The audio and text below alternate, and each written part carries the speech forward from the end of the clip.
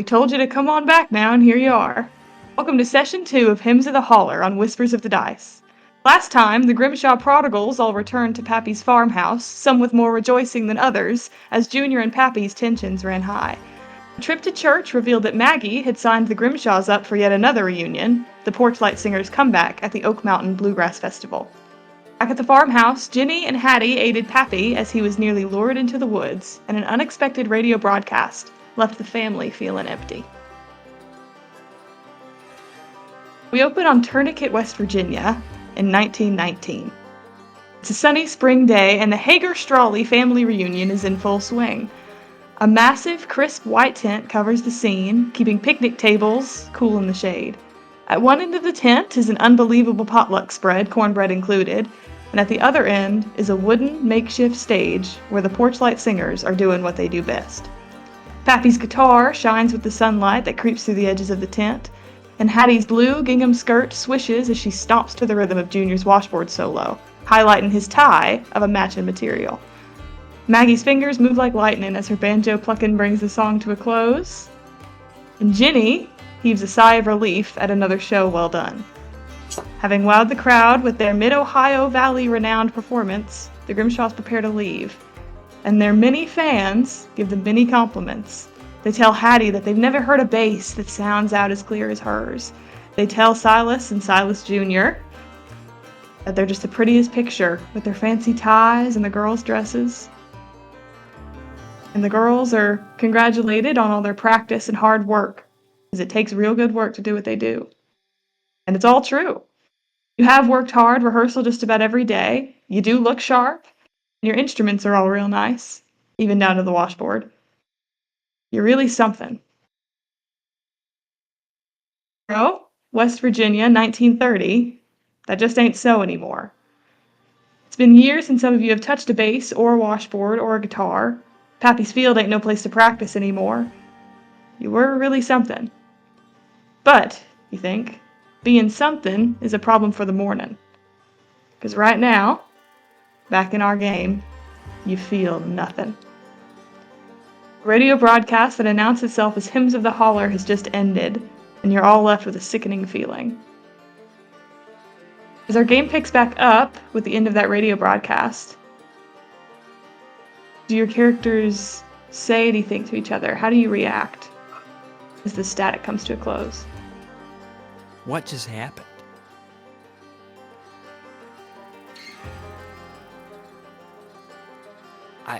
The broadcast should have gone off. I mean, there should be nothing. Do y'all happens from do y'all time to feel? time. I don't pay no mind to it though.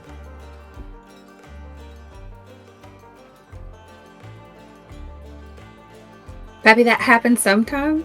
Yeah, it's probably an old needs a new motor or whatever that runs them radios. I don't know.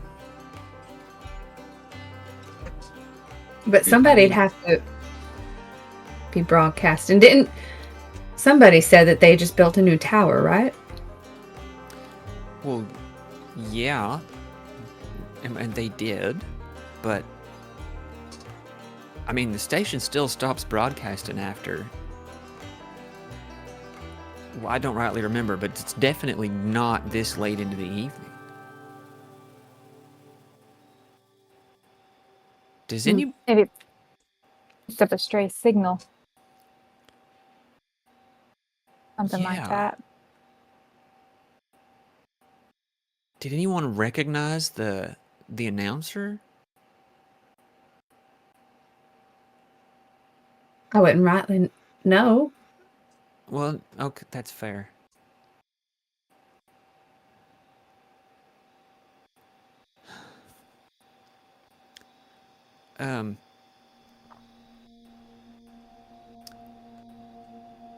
Does anyone else feel peculiar? I mean, it got awful cold, I think. Something like that. I mean, not like curious or disturbed.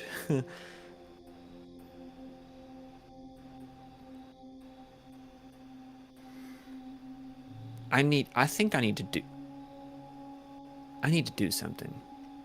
Don't you all mind me? Hattie, I want to say, does Hattie want to, do you want to do an intellect check on your family members to see if they really didn't feel nothing? yes. Amazing. Yes, I do. I need everyone to roll intellect, and Eli will set the DC with his roll. Oh boy. With the roll, not with my intellect. Not with your brain, with your Gotcha. roll. Eli goes, roll. okay, 5. 35. DC of 18. Okay.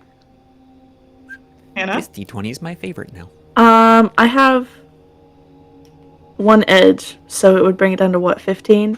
But I only rolled a 13. Still fail. Or what? I had 3 edge, and that brings it down to 9, I think. But I got don't forget to take an XP when you fail. Maggie, Pappy both failed. Junior? It was a 12, and I've got 2 edge. Is that That meets it. that meets it then? Is that right, Joe? That takes it down 6, so it takes 18 down to 12. Yep. Okay, so Junior passes. Do I take away an XP, like, meaning, like, 0 now? I had 1. Failed. You get another one. I get another You one. add an XP. Oh, okay. Yes, failures equal XP. And then Ginny? 1. A nat 1, naturally? Oh yeah. What? Oh, good. Then Hattie, Girl, I can as read you you asked, like a book. Usually. That's exactly right. Hattie, you look at your family, and your brother, you know, he seems confident enough. He didn't hear nothing. He didn't feel nothing. But Ginny and Maggie and Pappy, if they say they didn't feel that ache and empty feeling, they're lying.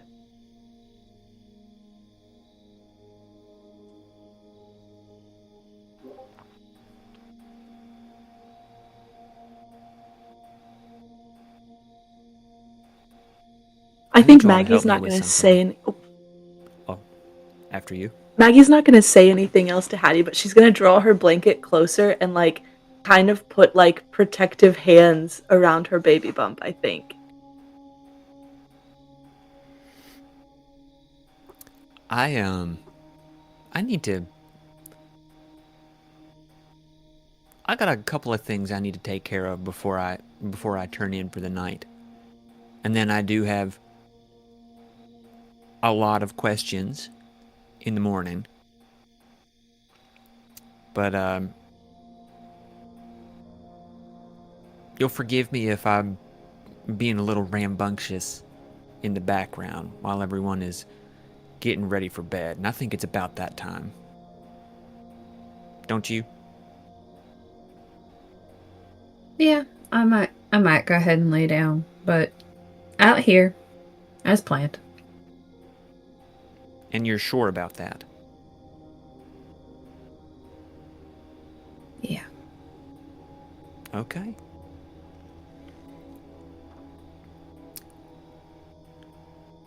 So Is there anyone else? Oh, go ahead. Go ahead.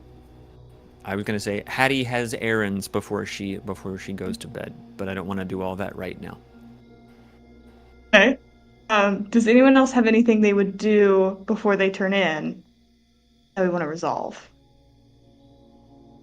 Junior would ask if anybody wants the last s'more.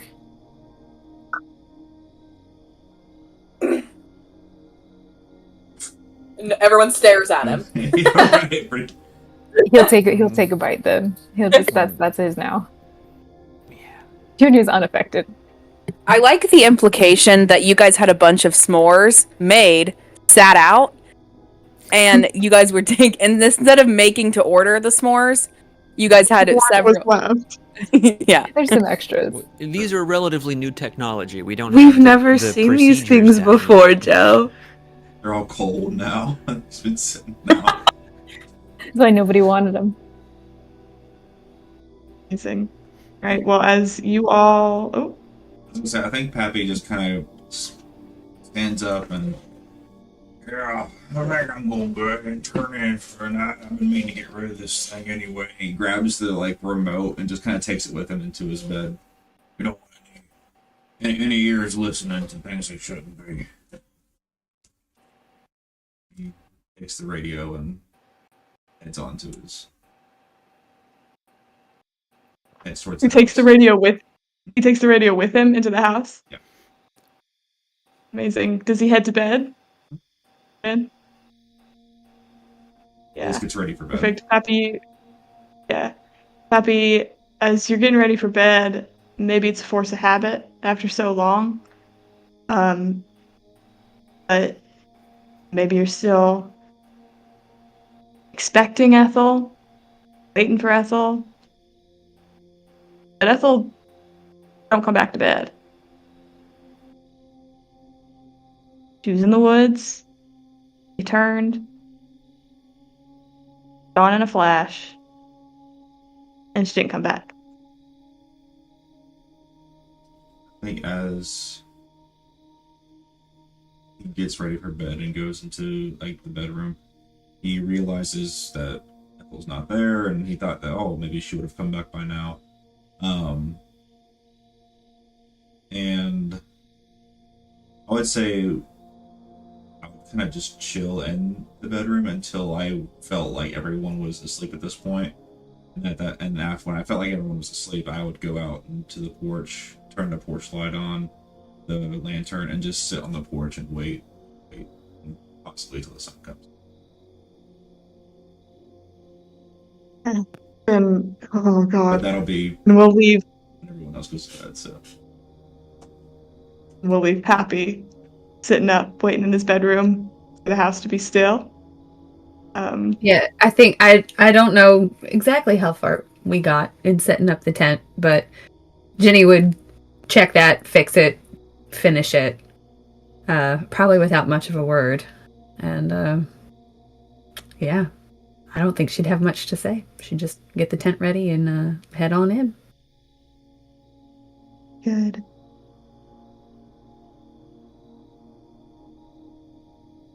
Perfect, got it. Anyone else? And then Eli, do you want to resolve what Hattie does in game, or do you want to text your DMs what happens? Oh no, I can do this in full view of anyone who's not asleep yet, or behind a closed door yet. Amazing. What does Hattie do? I must say, before you go real quick, I think Maggie's making tea in the kitchen. That's it. Okay. Just so you know. Hey, Maggie, darling, could you pass me a couple of them sprigs of rosemary we got drying over the icebox, real quick? Yeah, of course I can. She'll hand him over. Thank you, dear. And the salt too, not the shaker, the big box. Yeah. Okay. Appreciate you, hon. Of course. All right, you get settled in. You holler if you need anything, okay? But I don't will. open a window to do it. I won't. Enough I know salt in there? I'm being silly, but yeah, I think there's enough salt in there. All right. Good night. Night, girl. So, Hattie is going to put a line of salt under the windows on the first floor. And on her way out the door to sleep in the backyard, she's going to put a line of salt across the threshold of the door, shut it behind her, and then take those sprigs of rosemary and throw them into the fire and sort of waft it so that it's like a smokier flame than usual. And then she'll start getting ready for bed. Hattie, as you walk away, you get that full earthy feeling. You've done something. Really good. And then Pappy, as the house is still. Is Junior sleeping in his shed? Well, I would say that Junior would linger for a little bit. And I think he'd try to go sleep in the shed and toss and turn, but there's a lot of memories attached to this shed. So I feel like at one point he would come back inside the house. Maybe just sit for a little bit at the kitchen table. He probably would not notice the salt on the ground. So do with that what you will. Fix it. Yeah, maybe get a little midnight snack kind of thing. And I don't know, he'd probably just sit at the table and think for a little bit. And he would eventually head back out. But maybe he'd miss Pappy coming out to the porch, or maybe not, but he'd be there for a while. That was going to be my question. Does Junior see Pappy sitting on the porch all night? I think if he's tossing and turning in the shed for a while, I think that probably happens while everyone else goes to bed. So Junior, when you kind of just can't sleep, too much happened in that shed, and you get up, you go out to go back to the house, you see the porch light, the gas lantern has been lit, it's glowing, and there's your paw sitting on the porch. The rest of the house is still. And Pappy, Looking you see towards the mines? Question mark? This and the woods in towards the general. tree line. Yeah, I mean, Junior would still go up, and I guess he'd nod. He'd say something like, "Night, Pa," and you go in. But that'd be interesting, you know. Pappy out on the porch looking at the mines, Junior in the kitchen table looking out the window, separated by a generation.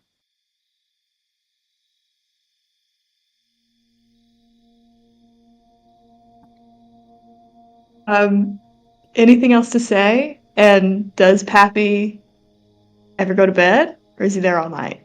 He's waiting. I'd say if Junior goes, I will say, if Junior comes back out and heads back to the shed, on his way back, it'll be like right next to Pappy will be like an extra blanket, and as Junior goes to just keep walking by, Pappy will just say, "Here, it gets cold out."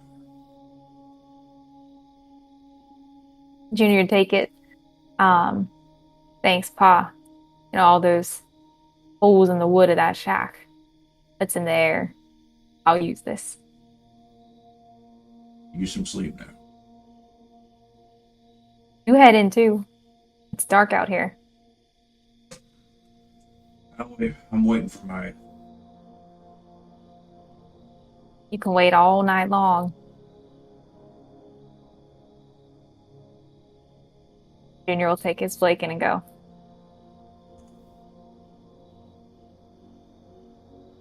Pappy, you sit on the porch. You keep the porch light glowing. You rock back and forth in that rocking chair. Your kids are here. Your son, your daughter, your grandgirls. They're all in the house. They're all around. They're all near you. And you just look at the tree line. And you're waiting. And waiting. For something else to come. Nothing comes.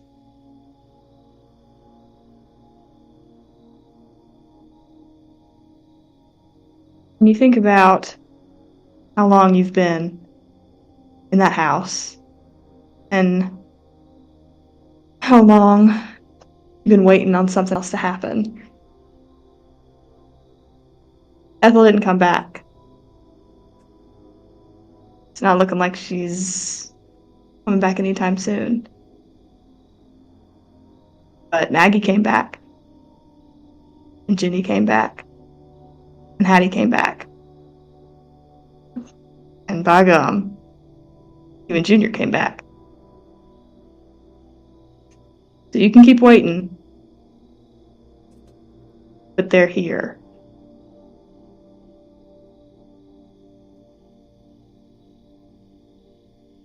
Eventually, the sun comes back up. And it's morning.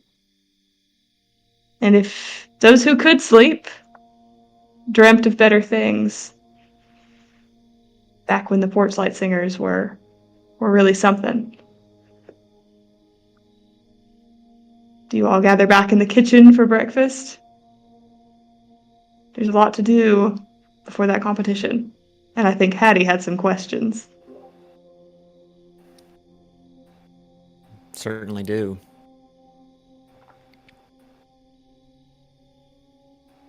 Junior would go back in. He'd wake up probably with the sunrise. He'd head back to the kitchen. Pappy, when Junior wakes with the sunrise, is Junior's father still on the porch? He is, but he's knocked out. He's a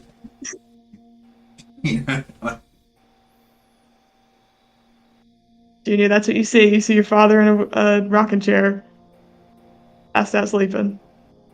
And as he walks by, he doesn't disturb him. He just kind of mutters under his breath, "All night, huh?" And Junior goes in. Ginny and Hattie, when do you get up and head to the kitchen? And you will also pass Pappy sleeping on the porch.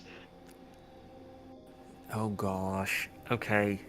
I'm gonna take the blanket that I had kind of rolled up as a pillow last night because I forgot one, but by that point I had already laid the salt, so I didn't want to go back through. So I just used my blanket instead, and I'll drape that over him, just trying to let him get his sleep. And then I'll go into the house and if there's any coffee on, I'm just gonna, get a cup of it and sort of set it out there next to him, hoping the fumes will rouse him.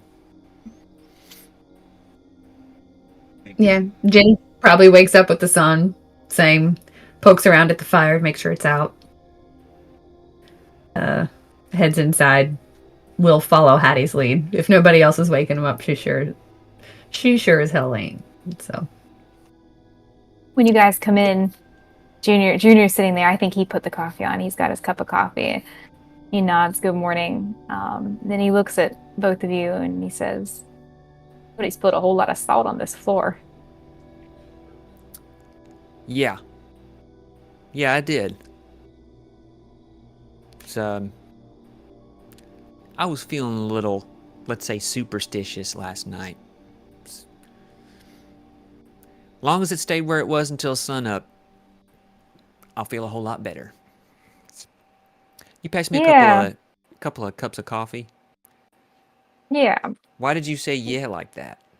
Oh, no, I was just, I wondered why somebody dumped all that there. But, that makes sense. I should have remembered that. All these things you like to do.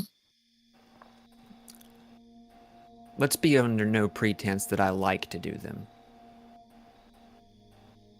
Coffee, please. He'll hand her a cup. Thank you. I'll be back. He's just gonna go kind of... I don't know if there's like a little, like a table on the porch or whatever. But I want to kind of just, waft the coffee under his nose and I pull out a little, tiny little burlap sachet of something and just kind of drop it in there and let it infuse.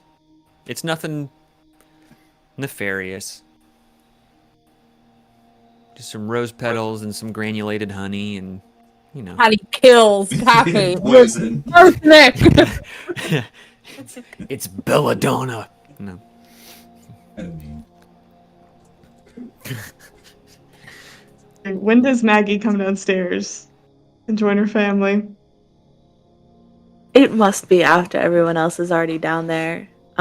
She's kind of gotten ready for the day, I think.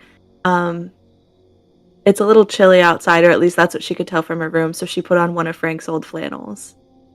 And just like a plain dress.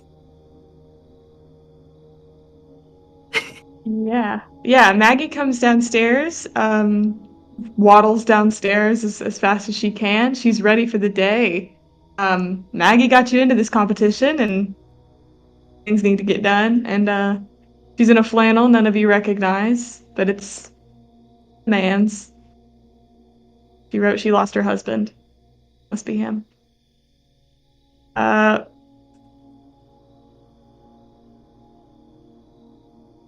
Whenever Pappy rises eventually, and you all find yourselves in the kitchen, if Pappy joins you. Yeah, I think after like the initial like wafting in the coffee into his nose, he actually kind of like wakes up with Hattie there, and if you No, Dad. It's Hattie. You haven't seen your mother? I brought you.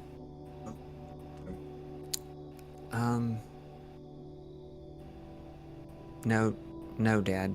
I have not seen Mother recently. What's this? Well, coffee. It's just coffee. It's got a little bit of honey and a little bit of rose petals in it. Put a little extra pep in it. I figured maybe you slept a little rough, so I just wanted to make it a little more pleasant, palatable. Thank you. It's a pretty good one. Of course. You know, Dad, I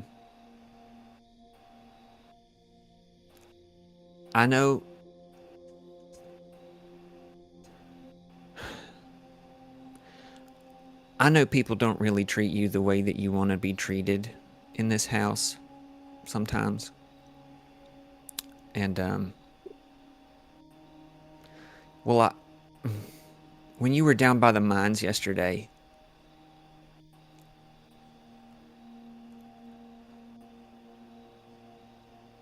I believe you.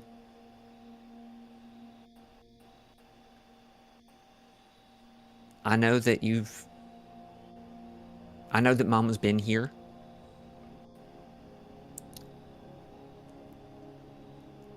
I just think maybe...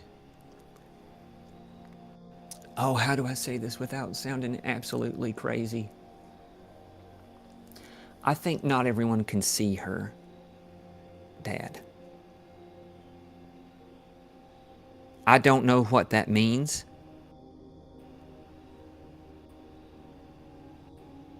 But I believe it. And I believe you. And I need to figure out what's going on.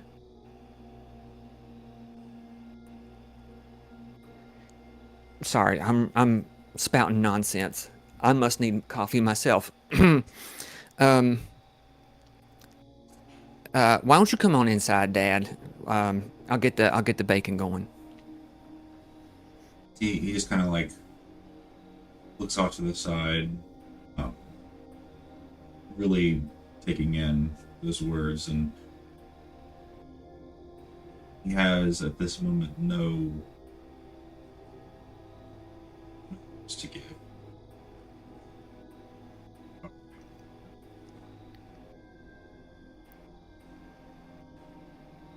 Places a hand on the shoulder. Yeah. It's...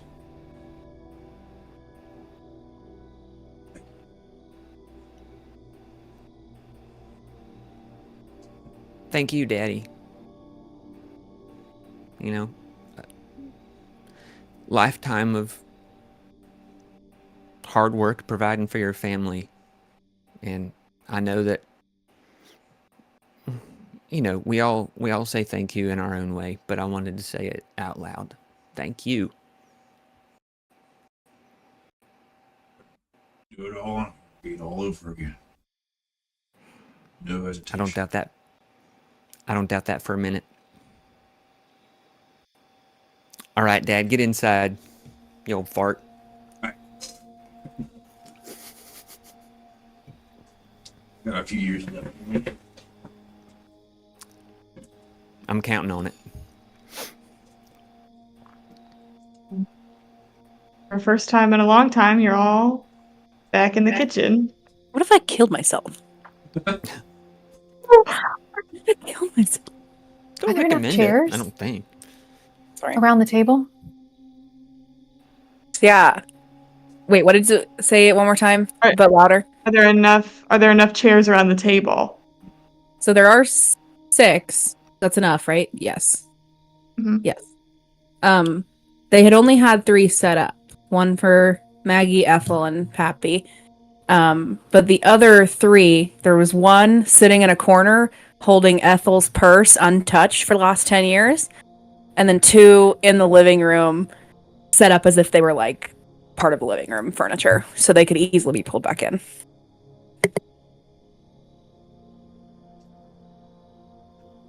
So If The they're all question around is, the what do table they now, do? I what do they need do to with know Ethel's purse? who moved it, or did they leave that chair there? That's what Maggie's I was not touching it. I was just about to say, who does what with Ethel's purse? they don't need it. There's only 5 of you, and there's 6 chairs. I don't Where's think. Ethel gonna sit? Yeah. Oh, whale. Oh. Jesse is Kubrick staring the camera right now. Yeah. Yeah, guys. Where's Ethel? Where's Ethel gonna sit? You can move Maggie- around, damn Maggie will person. I ain't stand. touching it. Choose your next Maggie Maggie will stand. Maggie was The way Oh, no. the way no, that I ma'am, you picture will this not. is that corrected. everybody else I imagine sits down. There's one chair left, and everyone assumes that Maggie will take it. But Maggie knows Ethel's sitting at that table to Pappy, or at least she thinks. So she's not sitting down. I think I'm just gonna go over to Junior and kind of smack him in the shoulder real quick. What? Maggie, sit down. Sit down in that chair. You don't need to be Not standing that out in your chair, condition. Idiot. Your chair. Get up. Where's Pappy Junior. at this moment? Sydney Junior. He's like still in the living room, like making his way to the kitchen. He had to go and like change his clothes and whatnot. So Okay. Wow, that's great. Junior will make a show of it, like rolling his eyes and having a fit. And he'll get up grumbling. He's already got his plate and he's like, You don't need to. because I don't want to deal with this right now. And he'll get up and he'll move to the counter. You know, what I don't want to deal with right now? I'm gonna take the splintered, severed head of my upright base and just kind of put it on the table. And then I'm gonna do the thing where I just kind of look at it, and I look at everybody until somebody says something.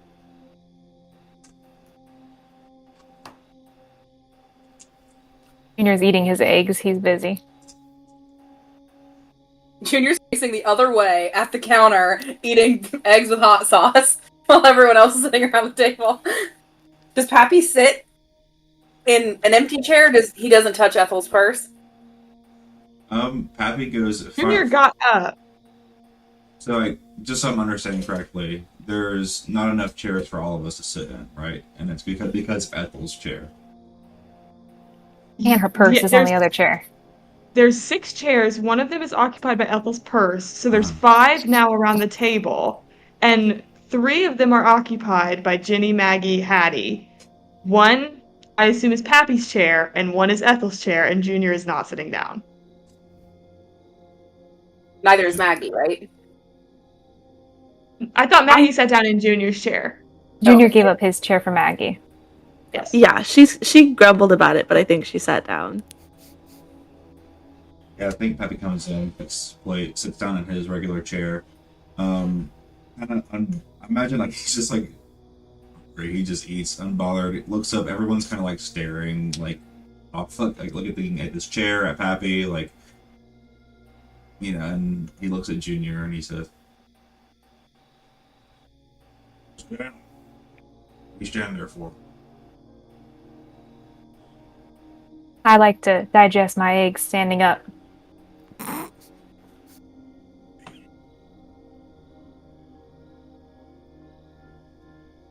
Ginny definitely heard that and gave Hattie a sideways glance. The sit down. Junior can't see anybody's facial expression, and so he is not. He's just not going to risk it. He didn't They tell even me to turn stand around. up. to talk to They Pappy. tell me to stand up. They tell me to sit down. Can't a man eat his eggs? He didn't turn around to answer Pappy. He's fully facing away from him and going, I eat better I when mean, I'm he's done. hungry. I He's digest still better when I eating. stand up, huh? He is eating those eggs. Junior's the personality hire of this band. Do we all know that? Oh, It's true. yeah. Do yourself. Just good at eating. Now, if memory serves correctly, we were volunteered for a musical performance recently. So I went to go get my bass out of the shed. And you're looking at about the biggest piece of it I could find. Now, the question my heart wants to ask is what happened, but the more practical question is, where are we going to get another stand-up bass on pretty short notice?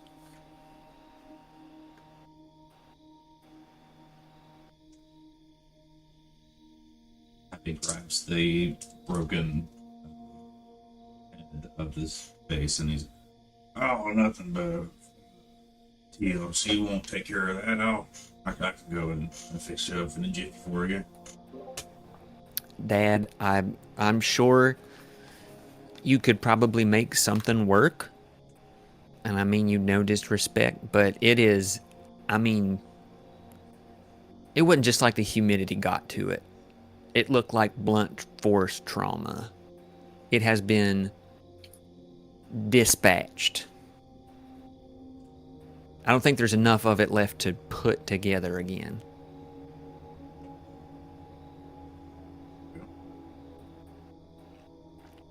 Local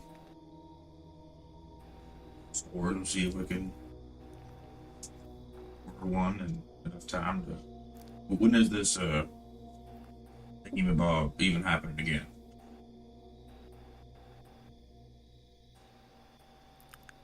Just gonna swivel to Maggie. And Maggie, you would know, and Joe will confirm for me. I think it happens in, is it 2 weeks? A month? I made a flyer. It happens on November 15th. What day is it right now? It's like mid-October. It's about a month. Yeah, about a month. There is all the details. Maggie pulls this out. It doesn't look as yellow. We got about a month. It's a $5 fee per band, but I already paid that up front for us. No, we're not in it. Yeah. Joe's If you shaking her finger no. If you did, it's an IOU. You don't have $5. Yeah, and I can go ahead and explain that. I'm Your flat characters broke. are broke. All of you are pretty much flat broke. So how this will work? Is for there not money in anything this I have game- from... Flat broke. You're flat broke.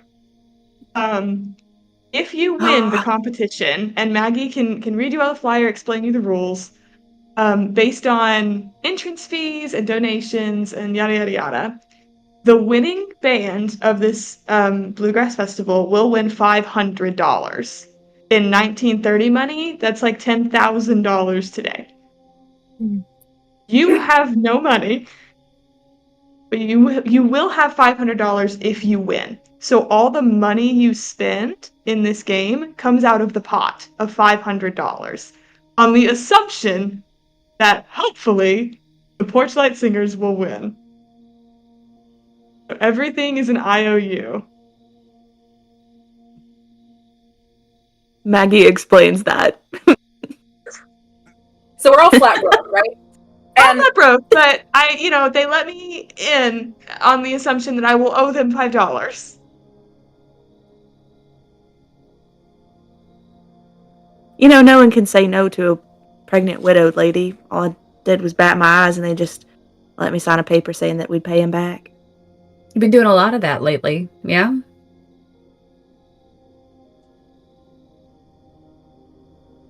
Well, when you ain't got nothing else going for you.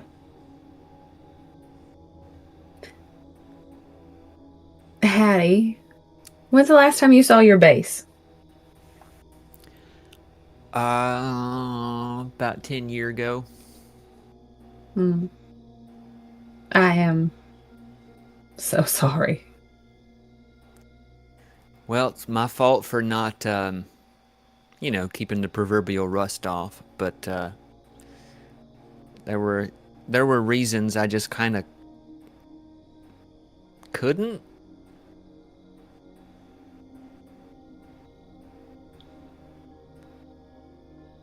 Music is a powerful thing.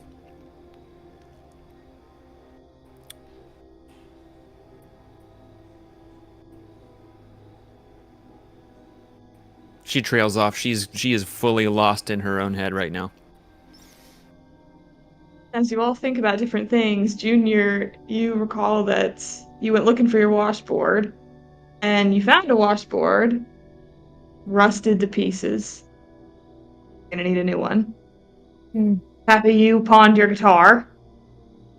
Who knows how long ago. Ginny, did Ginny take her fiddle with her to college? Is it still there, or did she bring it back with her? A good question. She didn't know she was going to be playing music when she came back. She didn't, but did she know she would, like... I think what would determine it is, did she think she was going back at anytime soon at all? Depending on how broke she is, she might not have a place. In which case, yes, she'd have her fiddle with her. Oh, that's a good point. You're flat broke. You kind of bring all your worldly possessions in one big bag.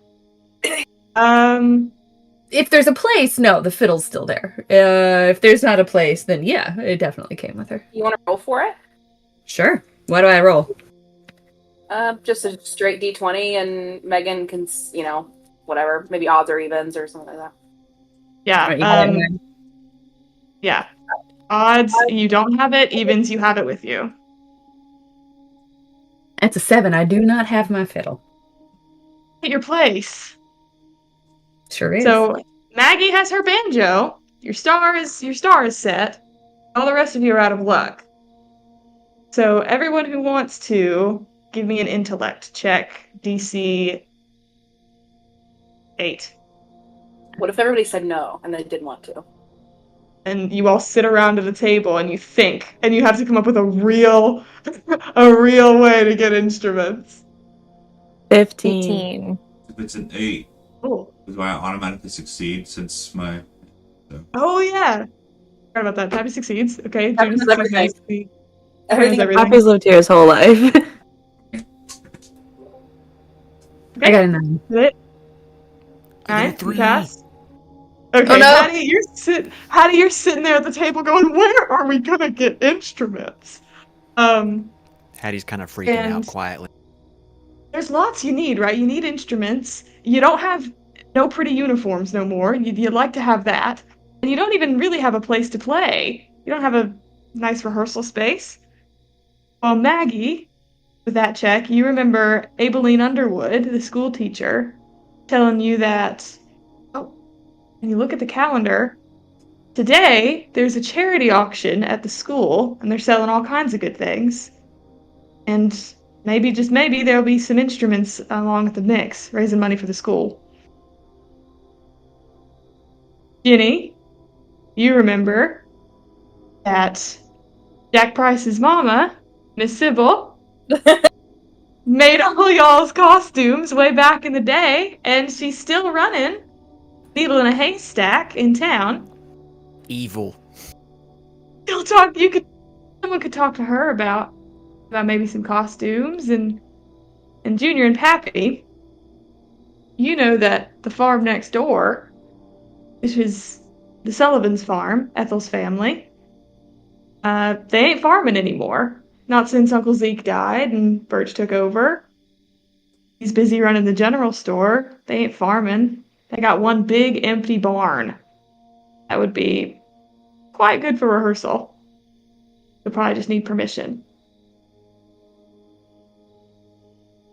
So, you all know what town looks like, and in the drive we have a interactive map that you can, well, not interactive, it's a map, and you tell me where you want to go, and me and Joe tell you what happens. What's the plan? Feel free to split up. Please someone comfort Hattie. She doesn't know what's going on, doesn't know where to go.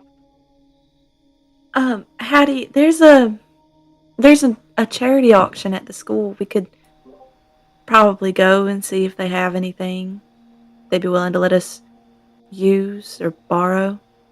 Oh, yeah. Maybe they got a doghouse and a bale of barbed wire or something. Yeah, and if we don't We're find an talking instrument, about- we can just move in.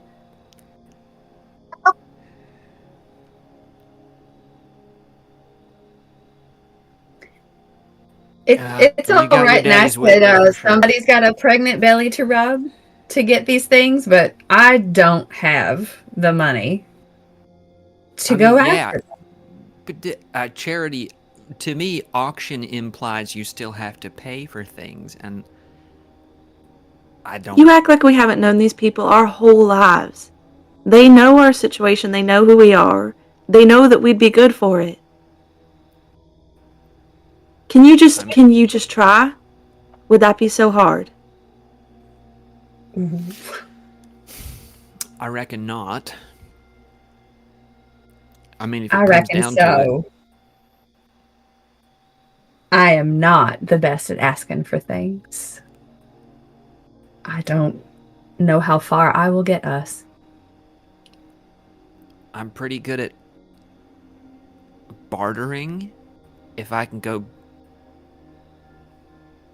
get back to Kentucky and grab a handful of jars and bottles and stuff. Not like that. Medicinal, I can't pay in money, but I can pay in treatments and things like that. I don't necessarily know if that'll get us anywhere at a charity auction, but it might get us somewhere.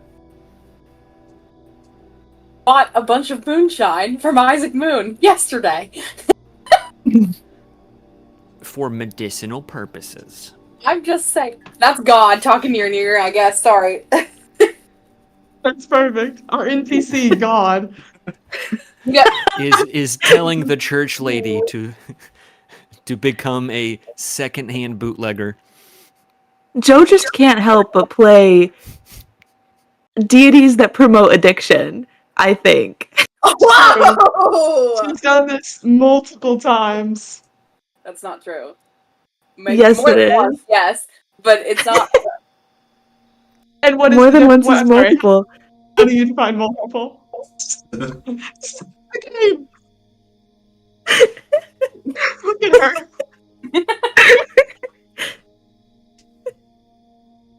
Oh my gosh, that's amazing. Don't look at me like that, Joe.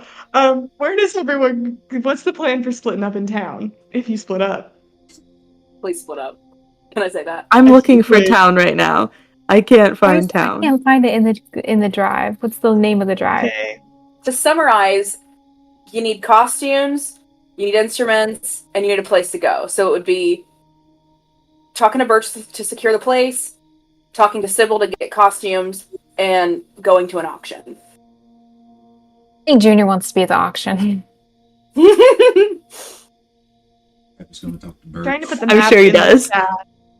Pappy's gonna go to Birch. Okay, I just put the map in the chat. You can go anywhere on the map, but okay, perfect. So Pappy's going to the general store to talk to Birch. Actually, Ginny Hattie would is like to gonna... go. Go ahead. You first. No, you go first. I heard you before I started talking. Well, I was gonna say that Ginny is gonna stand up in the middle of this conversation and walk out onto the porch. Because last night, when there was the feeling of nothing the closest she's ever been to feeling that is when she walked away from Jack Price, and she is having a hard time clawing her way back from that.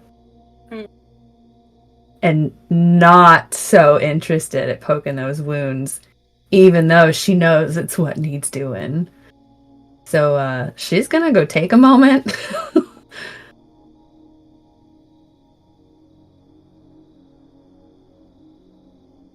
I'll see Ginny get up, storm out. Did you say auction was at the schoolhouse? Yes. Okay, Maggie's, is there anything, she liked the bartering idea. Is there anything in her room that's of any value at all?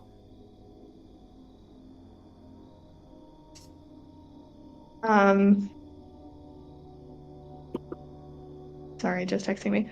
Hannah, let me text you about that. Yeah. Okay, thank you, darling. You think everyone's making a plan. And Ginny, you said it right. You're standing on the porch. You remember being on that porch once. And you remember walking away from it and who you left standing on the porch. Ain't seen him in a long time. And you didn't write. And that felt like the right thing to do 10 years ago, 5 years ago. You're not so sure if that was the right thing to do anymore. But you always know the next thing. And you put it right, Ginny. You know the thing that needs doing. And he does too. At least he did 10 years ago. Where's Ginny at? Headspace wise? Yeah. I don't think she's even gotten as far as Jack. I think the way she felt last night did something to her, right? Whatever that was. Because truly the last time she felt like that was 10 years ago. But when she starts thinking about action, she's not even to Jack yet. She almost, in some ways, would rather handle that than to having to go talk to Sybil. His mama? His mama, who she helped at the shop for years. Yeah. Who was certainly not the closest thing she had to a mama, but definitely stepped into that role occasionally. And Ginny would hope that Sybil was mad at her because of the way that Ginny walked out. So she's having lots of nerves about having to go do that, and how it might hurt even worse if she was nice. You saw her at church yesterday. Yeah, that was in church and there were niceties. Hey, We were in church. I'm about to true. go ask her for a favor after I walked out on her son 10 years ago and never spoke to him again. So... But you don't have to. It doesn't have to be you. Oh, come on. It doesn't, you know? You can go wherever you need to go. Go hash it out with your family. This is what Ginny is thinking about when she's staring off blankly into the distance on the porch, right? Of course it's gotta be me. She wishes it wouldn't, but that's not the right thing, so. The porch light singers need their costumes. Their little blue gingham dresses. That's what needs doing, and you're the one who does it.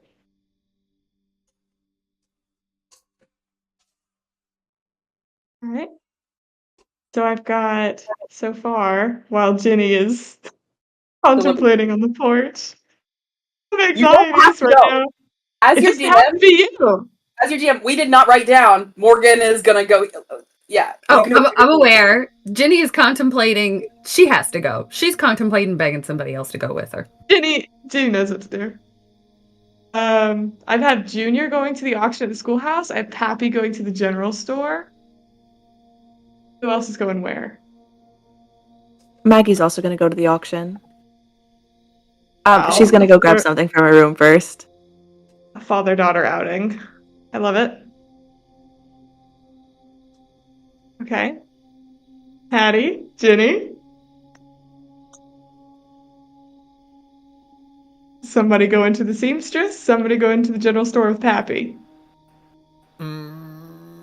Or both of you going to the seamstress.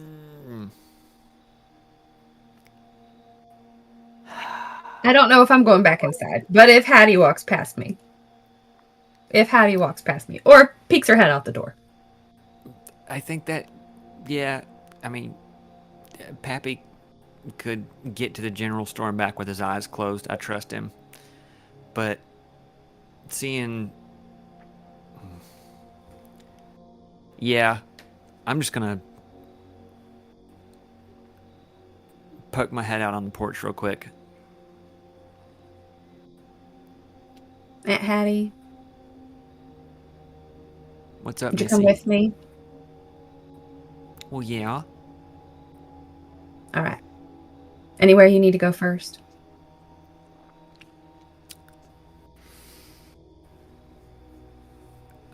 Well, maybe a couple places on the way back, but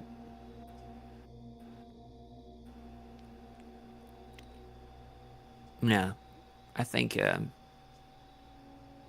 let's get that over with. Sounds about right. And if she's got words for me, we're gonna let her. Yeah.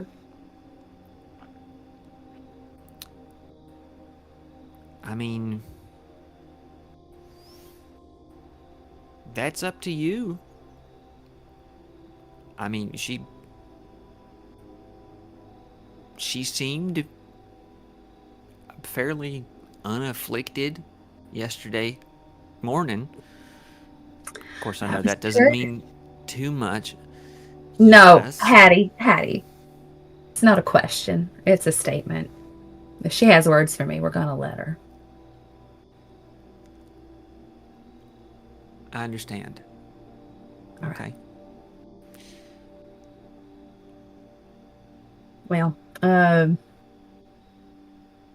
suppose I'll get dressed and then I'm ready to head out whenever you are.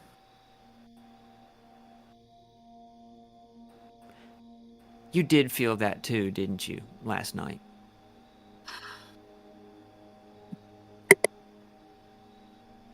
Or was that?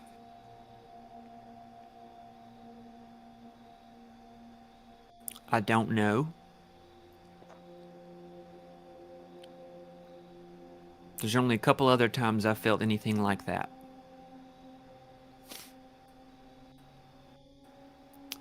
There was this little comb that Ethel gave me as a present one year. Said that Pappy had given it to her and that he had found it in the mine.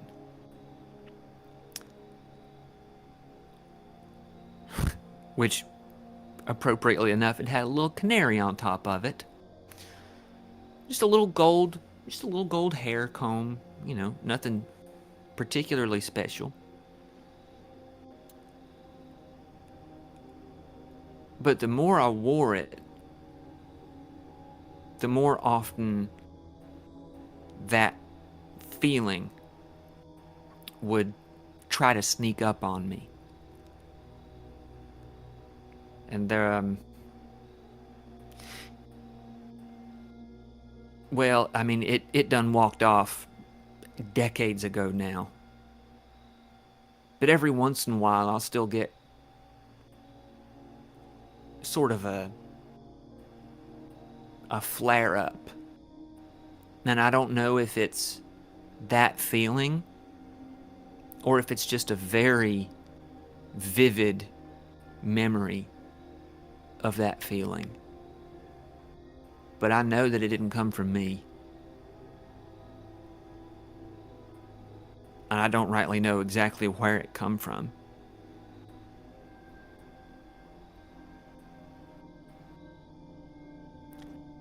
The only other time I felt that was, well, shortly after Mama disappeared, if that's how we're putting it, for the sake of Dad.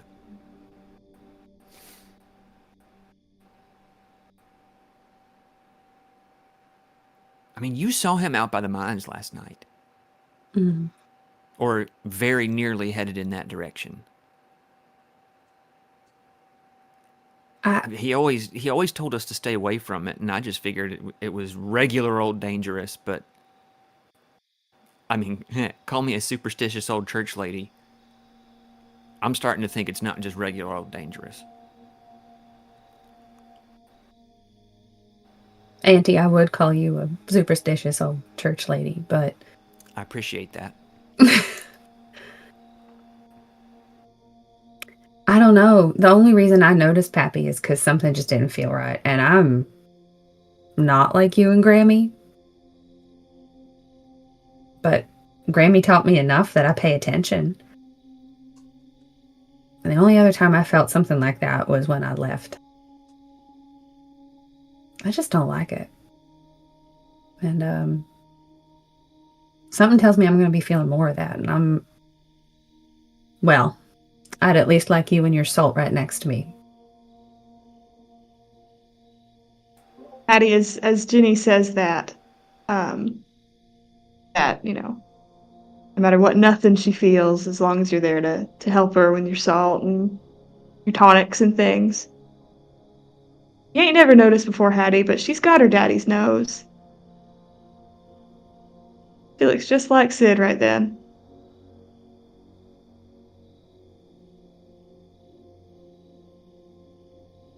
Joe, are they all gonna have different voices?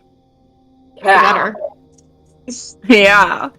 For sure. Can one of them, just for my own personal entertainment, can one of them have Cheddar's voice? Please? No! Immersion! Can't one of them sound like a little bit like an evil Mickey Mouse? Gilbert Gottfried. What about the newcomer? I think- the one that's from out of town? What's wrong with you guys? Leave me alone. I think Hardy Underwood. It's just a sounds really like good that. voice. No! Oh, we've met Hardy Underwood. What about the jock triplet? Wait, who's the NPC specialist tonight? Please, I miss him. That's so beautiful. Okay. Okay. So, you all get up in the cart, ride into town, you split up. Junior and Maggie head down to the schoolhouse, a charity auction. So they go through town and a little ways outside of it, a little bit up the hill, and they see, all kinds of folks coming in, sitting down, as many desks as they can kind of manage in, and there's all kinds of people. There's maybe a couple folks from out of town, you don't know, looking around. You do see, I'm so sorry, Paula and Levi Payne are here. Oh. Sorry. Are you okay? Yes, I'm fine. Okay, you're scaring me. Ethel and Levi Payne are here, looking to bid on something, I suppose. And you see Abeline Underwood is walking about, trying to get everything organized. And I think Joe texted me that you see Peaches Lambert. Peaches Lambert is also talking to folks, getting things organized, setting things up, putting things out. And you do see Maggie and Junior amongst all the bits and bobs. There's some jewelry, there's some furniture, horse tack, automobile parts, horseshoes, old sets of pickaxes and mining materials. There's also a set of musical instruments. And by gum, there's a bass and fiddle and a washboard and a guitar that looks mighty familiar. You know your daddy, Junior, pawned his guitar a couple years ago. Well, by some stroke of luck, however many hands it's passed through, somebody's put it up for auction. You got Pappy's guitar and the other instruments, exactly what you're looking for. Well, I think I've forgotten to mention this, but Junior probably has not like done the washing recently, so he's probably had to change back into his 3-piece suit with his like whole getup on. So maybe that'll give him a bonus. Maybe, who knows? But anyway, he's in his little outfit. He's still got his briefcase with him. And I guess Maggie unbuttons the flannel. Oh, sorry. Finish your sentence. I was gonna say, I guess as he and Maggie approach, and are eyeing the things on the table, he turns and he's like, "Well, you got to make us a game plan sometime pretty soon." Yeah, I suppose we do. Maggie is going to make sure that the flannel is unbuttoned, so it's still like a jacket. She's still modest, but the baby bump is very evident. She's really milking this for everything it's worth. I think, is it Mrs. Lambert that's running this? I'm going to go talk to her. Alright, if you want to try and barter or trade or anything, go right on ahead. Holler if you need anything, okay? Alright, good luck. I'll be looking. Maggie walks over to Mrs. Lambert. Miss Lambert, how are you? Baby? How are you? Oh my goodness, any day now, isn't it? Any day, about a month and a half, 2 months left. Hoping that we get through the Bluegrass Festival without any surprises. Well, it goes by quickly. It does. I mean, it's been, well, shoot, I guess about 19 years, but, it goes by in a blink. Just savor it. Just savor it. Oh, gosh.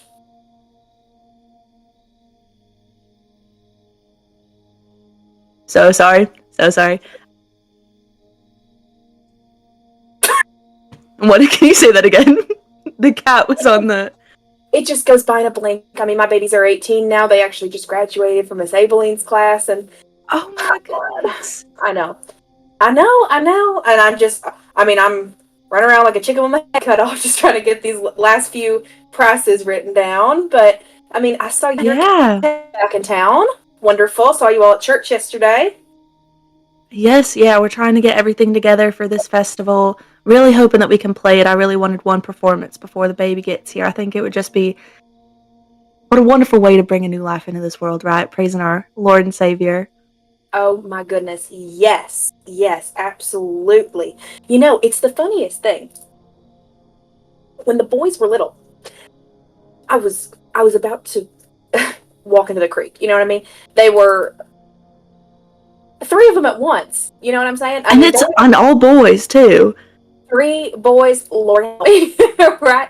And I found that music calmed them right down. Yep, and I'm not a singer. Not by that, the Lord gave me other gifts, but just even kind of a little bit of a hum, and they like to sort of dance to it, or just it helps them to sleep a little bit. So I don't know. I'm not saying, and if their mama has a beautiful voice like you do, that's so kind of you. And ain't that just amazing what music can do? Do you know off the top of your head, I haven't looked, but I saw some mighty fine instruments that were here today.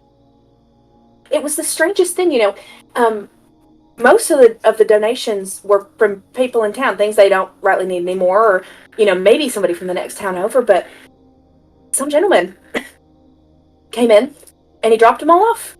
Just that whole lot of instruments, and I'd never seen him before. Nobody around here knew where he was or where he came from, but he said he wasn't using them anymore, and he dropped off like this whole set of instruments. Ain't that something? Mm-hmm. Ain't that? Well, I'm gonna have to go and, I think, check them out some. Do you know off the top of your head how much you priced them at? I do. And she has the price list. Megan, would you read what it is. Yeah, so or the starting bid, I guess. It is a live auction, right? it is a live auction.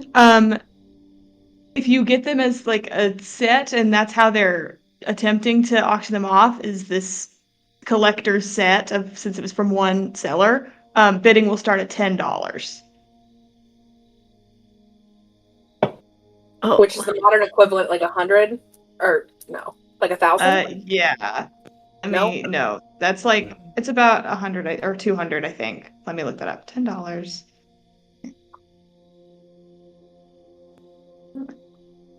About $200.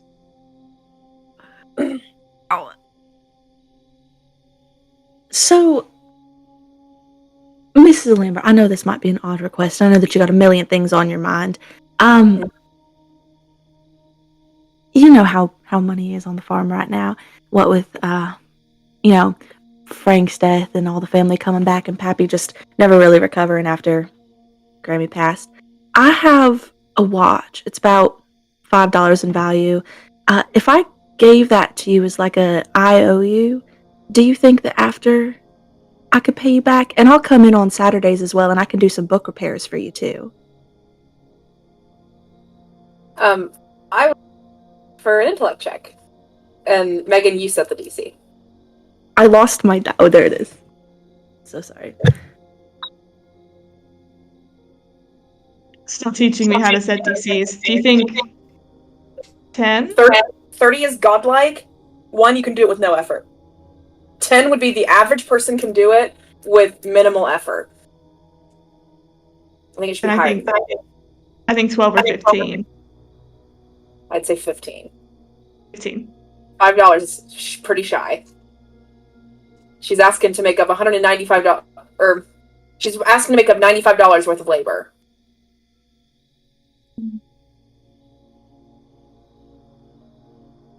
What is Maggie asking? Is she just Maggie's asking to participate in the auction?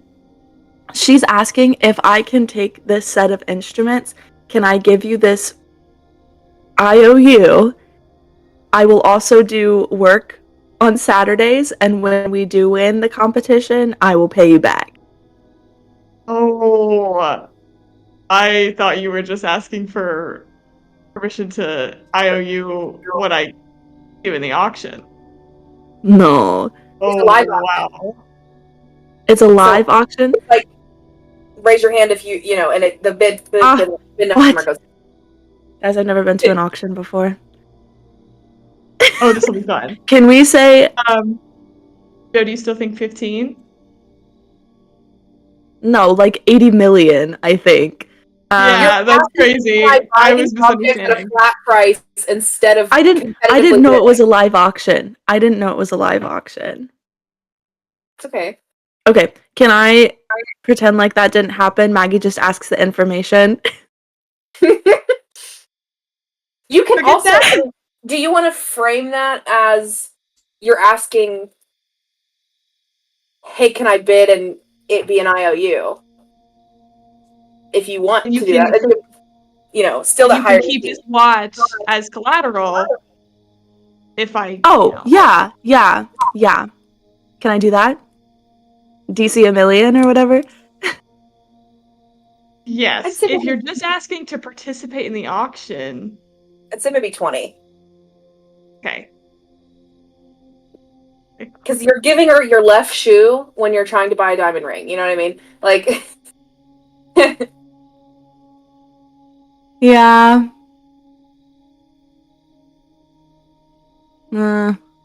Is Junior within eye shot or ear shot? Can I give him a glance and read his face, maybe? I think Junior's probably milling around, so yeah, I feel like he'd be aware of, secretly looking to see what you've got going on over there. So if you make eye contact, he'll look back and give an eyebrow raise. Oh, can I motion for him to come over to try and help me out? I don't know what I'm doing. I don't know what I'm doing. He'd go over. I think are our DMs texting each other are they making fun of me? Yeah. No. Yeah. Yeah, no. Whatever. No, everything's fine. Hey, what's your edge I'm in sorry, intellect, guys. Hannah? Me? Mhm. I have 1 edge, so it's -3. Or wait, yeah. What's like my Megan, pool? I do 15. 15 and then let her to use her edge. She also has effort. Yes, the pool, absolutely. And she just motioned Junior over as well. To, I guess, help her convince. Junior, do you Maggie's so go over scared. to She's never Maggie? conned before. Is this a never- con? Or is this just a strong convincing? She's begging and pleading without being on her knees, I think. Let's go ahead and make the check, I think. Yeah. Go Okay. ahead and roll. You're gonna have a DC of 15, which for you is gonna go down to a 12.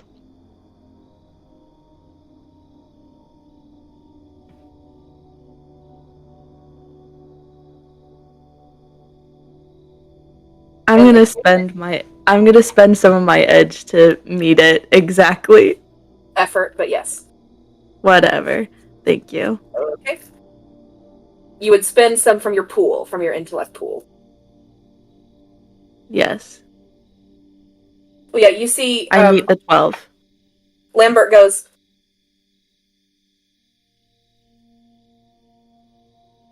that'll be just fine. I know you're good for it. Thank you, darling. One way or Thank another. you. Yeah, just sing to that baby when it gets here, all right? All the time. Hey, Mr. Grimshaw, how you doing? I've never been better. Yeah. You're about to win some instruments. Well, we'll see. Yes. If you ever looking, are you back like for a while now, or? Well, for the meanwhile, I think back here is the only place I'm supposed to be for a little bit, so I'll be here for give or take a little bit. Looking for what exactly? Oh, it just well, the new baseball field. I hear they're hiring, or there's probably maybe something Birch could have you do at the general store, something like that, if you were looking for something honest, something simple to do.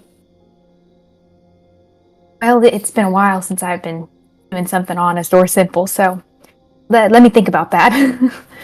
Let's see how these next couple weeks go, and I might have to pick you back up on that, but give me a little bit to think about it. And this is a pair. Look at you two. Ain't rightly seen you two in the same place in quite a minute. I mean, you look an awful lot like Daddy. That's a compliment, Junior. I think she looks quite like her ma. Yes. Oh, Cormay. Yes. Oh, yes. Well, anyways, I just got a few more signs to write, but if you need anything else, Sugar, you let me know. And Thank you so much. Junior. Nice to see you. Maggie walks away going, So what is Junior after we walk away? Junior kind of leans over and he's like, "So, what's the play here? What did you just sign away? What have we got?" I'm not entirely sure, to be completely transparent. I think just a chance. Just a Sometimes a chance. chance is all you need I'm in this hoping. kind of game of life. I'm really hoping, Pa. Really hoping. Well, how far up can we bid? How far up can we bid? I mean, I guess we could go as far as we wanted until we run out of numbers to say, but Well, I think it's all on an IOU, so as long as it doesn't go over what we might win in, the festival. well, you're the one that signed us up for the festival, so what's the grand prize? Let's just say Torchlight singers come back with a vengeance. What's the grand prize? It's fluctuating, but it's looking about 500.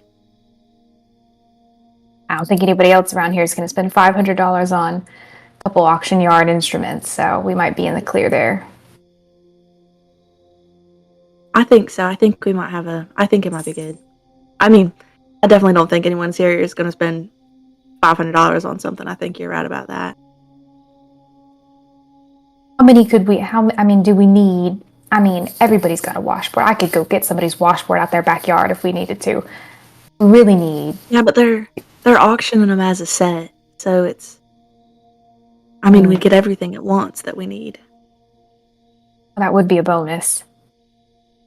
Well, let's just see how it goes then. You got the IOU. Yep. Maybe we won't have to owe too much anyway. Maybe not too much. I guess we'll find out. Who could really be trying to buy all these instruments in this little town? Can I glance over at what's her face? Evil Viola and Levi. So as you say that, Junior, who else could want these? And you hear that the auction is getting ready to begin. You go to find a seat. Well, there's only 2 seats open. It's quite a popular event, this. And they're right next to one Levi Payne. You remember him? In this old schoolhouse? The only seat there is. Levi turns and sees you too. Oh! Well, Jenna Grimshaw. Have a seat, pal. Hey, we was just about to get started, wasn't we? Good morning, Levi. And Viola. How are you? Well, I'm just rightly ready to spend some money. And some money. Well, what do you plan to spend your money on? It can't be too much that would be good enough for you over here. Wouldn't you like to know? See, Levi goes, not too much on my Viola now, if you wouldn't mind. But no, have a seat. And Miss Maggie, how wonderful to see you. Looks like you're doing rightly just fine. I ain't seen the 2 of you next to each other since everything went to hell, I think. Well, what a place to bring it back together. If you didn't talk about my Grammy's death is going to hell, but other than that, yeah, I think you'd be just about right. Are you all gonna sit down, or are you just gonna stand on the aisle looking dumb? Junior will take his seat without any further words. He will sit next to Levi and let Maggie have the aisle. What a gentleman. And as the auctioneer gets ready to start, we're going to cut now to the Needle in a Haystack seamstress shop. Stutter. Hattie and Ginny, you get out of the cart, and you're walking down the street. You walk past, shop or two. You walk past the general store. You see Pappy go in, and right next door is the tailor shop. Above it, little sign that says "Needle in a Haystack," and right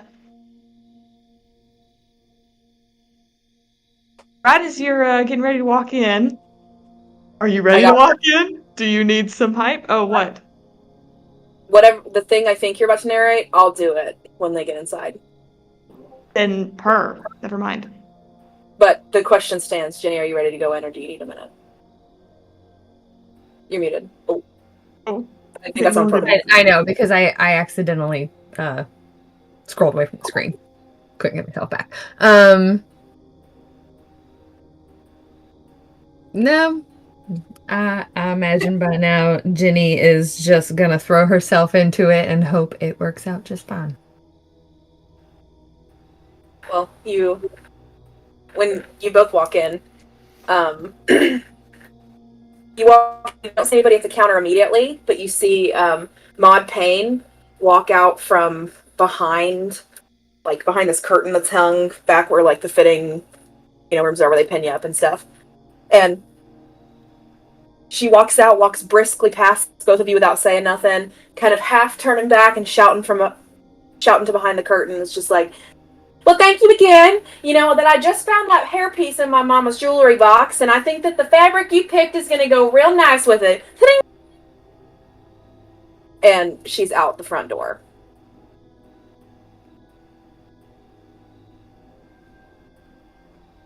Hattie, you ready? Yeah, baby. I'm ready. Are you? No, but that's all right. Oh, Lord. Aunt Hattie, I've always called her Sybil. I mean, not always. But maybe Miss Price? I don't.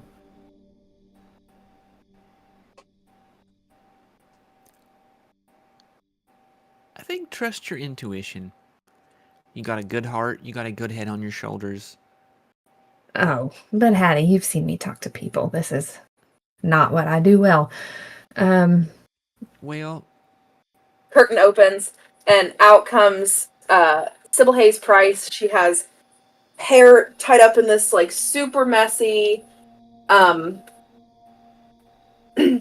like super messy hair tied up in this like pinned up thing. She's carrying like a basket full of fabric on her hip, and turns around and she goes, "I'll be right with you in a minute." Oh! Sets the basket down, kind of hurries over to the counter. She goes, "Oh my goodness. Jenny, Hattie, you... Well, hello! It's been a minute since I've had two lovely Grimshaw women in my shop.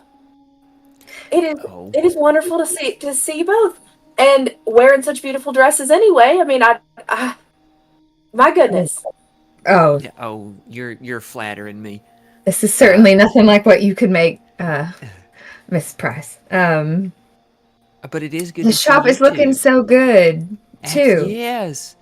Look at that. You've redecorated. It is gorgeous in here. Well, that is, to be honest, a few years ago we had a little bit of a spike, a little bit of influx, and so we got to make some things nicer right before, you know, what they're calling a depression hit. Although, you know, overall ain't that much of a difference, I don't suppose. But no, I thank you. Yes, it's wonderful. Well, it's just wonderful to see you both. Ginny, you went off and got learned, didn't you? Yes, ma'am. Yes. And what was it what were they teaching you? What were the... Oh, entomology and insects, bugs. Really looking at how they affect the crops. Well, anything to do with crops, people around here should rightfully appreciate. Well, certainly. That's what I was hoping when I left. It's just taken a little longer to get back than I thought it might. I would love to be able to tell you about it someday. Yeah. Well, you know where I am, sugar. Right? Yeah. I mean, at least while the store's open. About that too. You just, wow. You look like you've done so well. But I'm thinking maybe I would be back here for, and I know I'm not the kind of help you rightly need, but I did used to help out in the shop, and I didn't know if you needed any more help for a little while. You know? And she kind of like goes under the counter for a minute, slides apart two curtains, and like she looks like she's digging around for something for a minute. And she's, I don't rightly know where it went. Oh, here. And she pulls out like some article of clothing that has a real jagged seam on it or something. And she goes, you know, Maud Payne, just in here a minute ago, she held out for a week. Look what this girl did. And it's like the worst stitching you've ever seen in your life. She said, I don't know that I could rightfully afford to hire you on full time, but I mean, a couple days a week, I could certainly, honey. There's always something to be sewn around here. I would love that if that were available. If you're all right with having me around. Well, yeah. All right. All right. When should I stop in? Well, I imagine with that competition thing coming up, there will be a few people. I mean, certainly, the Paynes have been in here. They're getting their costumes altered and things. I think Levi had a little bit too much cake. Needed to get his taken out a little bit. But, I think there'll be an influx of work. So, I mean, I don't know. Could you come day after tomorrow? Yeah, I could. You brought up the, well, so as it turns out, the Porchlight Singers, are maybe getting back together. It's a bit of a surprise to me, to be honest, to tell you the truth. But since not all of us thought we were gonna be participating, we have also found ourselves wanting a little bit of some good clothes. Oh, yeah. I think I might have just the thing. Just stay here for a minute, honey. And she goes into the back for a second, and right as that, you hear the door to the tailor shop open again behind you, and you hear, "Where is that ugly thing? Oh, here we go." And Maud Payne comes back in, goes behind the counter for a second, picks up a purse. Now she's right up. there. Auntie. Miss Hattie, lovely to see you. What a lovely dress. I heard that the 1870s were coming back into style. Everything old is new again. Or wouldn't that be convenient? Well, it's funny that you mentioned that. I just found the most darling vintage hair comb found in the bottom of my mama's jewelry box. And, I don't know. I rightfully think that what you just said is quite true, Miss Hattie. And, my, Ginny, I didn't expect to see you wearing a dress in public. Thought you were one of those women wearing breeches nowadays. I sure do, and I make money doing it. Thank you. Well, I'm off. I have a date. And she starts to walk away. Poor man.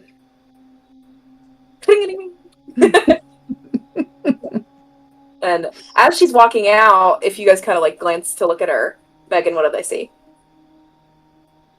Her hair's in a beautiful updo. She's taken after her mama. She mentioned she found something in her mama's jewelry box, digging around places she wasn't supposed to look, and well, she's got that pretty little hair of hers. Her bangs were on her forehead, but everything else is tucked up in a nice little bun, and it's held together with a cute old looking hair comb. It's a bit of a tarnished gold, and it's engraved with tree branches that swirl around, and it's got leaves. And in the middle, a little bird is perched. A little canary. She's going out the door. And I'll let Hattie say something if she wants to, sorry. Hattie's ready to say something.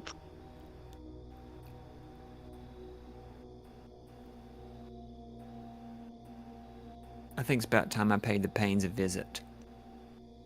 And right as you say that line, you hear, the way that the tailor shop is set up is the shop front, and then there's a curtain in the shop back, and there's a staircase off to one side that goes up to the loft, where, at the moment, Jack and his mom live.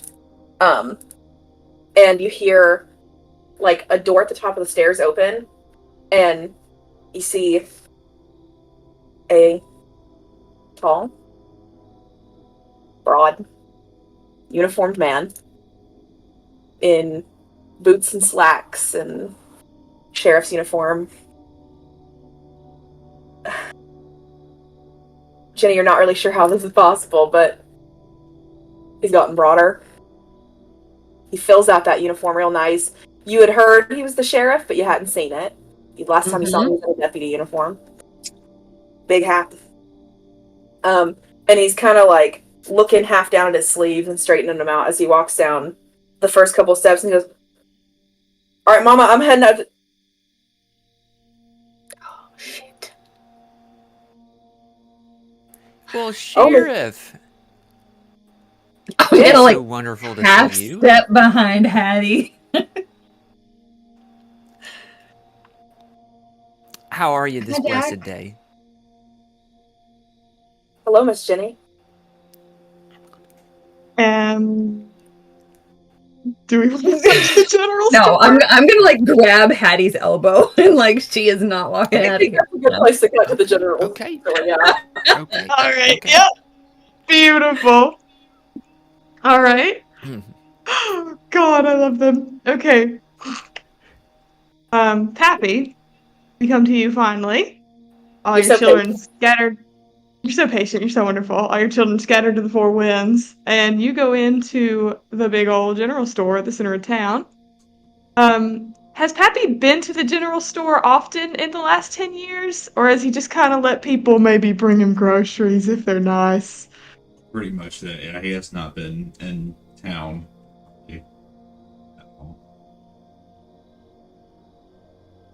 Yeah, then as you're walking through, kind of making your way where you think you gotta find Birch. He's somewhere in here.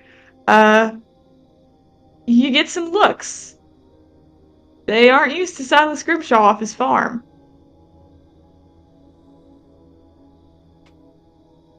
And as See, you, in say that again, Joe? Are we in the general store now? Yes. Okay. Well, you see a few people are milling around. It has kind of this, like, kind of third space hangout. Like, Prohibition's been in swing for a while, so there's no, like, guys hanging out at the bar. It's guys hanging out at the general store. And you see... At the moment, all you see is Hardy Underwood, Virgil Caldwell, the innkeeper, and the graveyard keeper standing over off to one place, probably smoking a cigar, or just chatting or whatever. And standing behind the counter, you see your brother-in-law, or not your brother-in-law, your nephew Birch, who is your wife's brother's son, and his child, so your great nephew. About 15 years old, standing on the opposite side of the counter, and you walk in right as they're arguing. And you see Birch is going, "No, boy, I done already told you that I'm not having this conversation with you again, all right? You work in the general store. That's good work. We need you here. You ain't going nowhere else." I know, Paul, but listen, they pay better in the mine, and I know that the general store is going down, and I know they want to buy it, and you need more money, and I know they'll take me, and I'll do good work. I don't care if they're going to take you at 15 or 14 or 12 or 18 or whatever, all right? The general store's doing fine. I don't know where you got the impression that we was going under or something, and you know good and well that Berwyn Locke could pry this store from my cold, dead hands before they try to make it into a company store.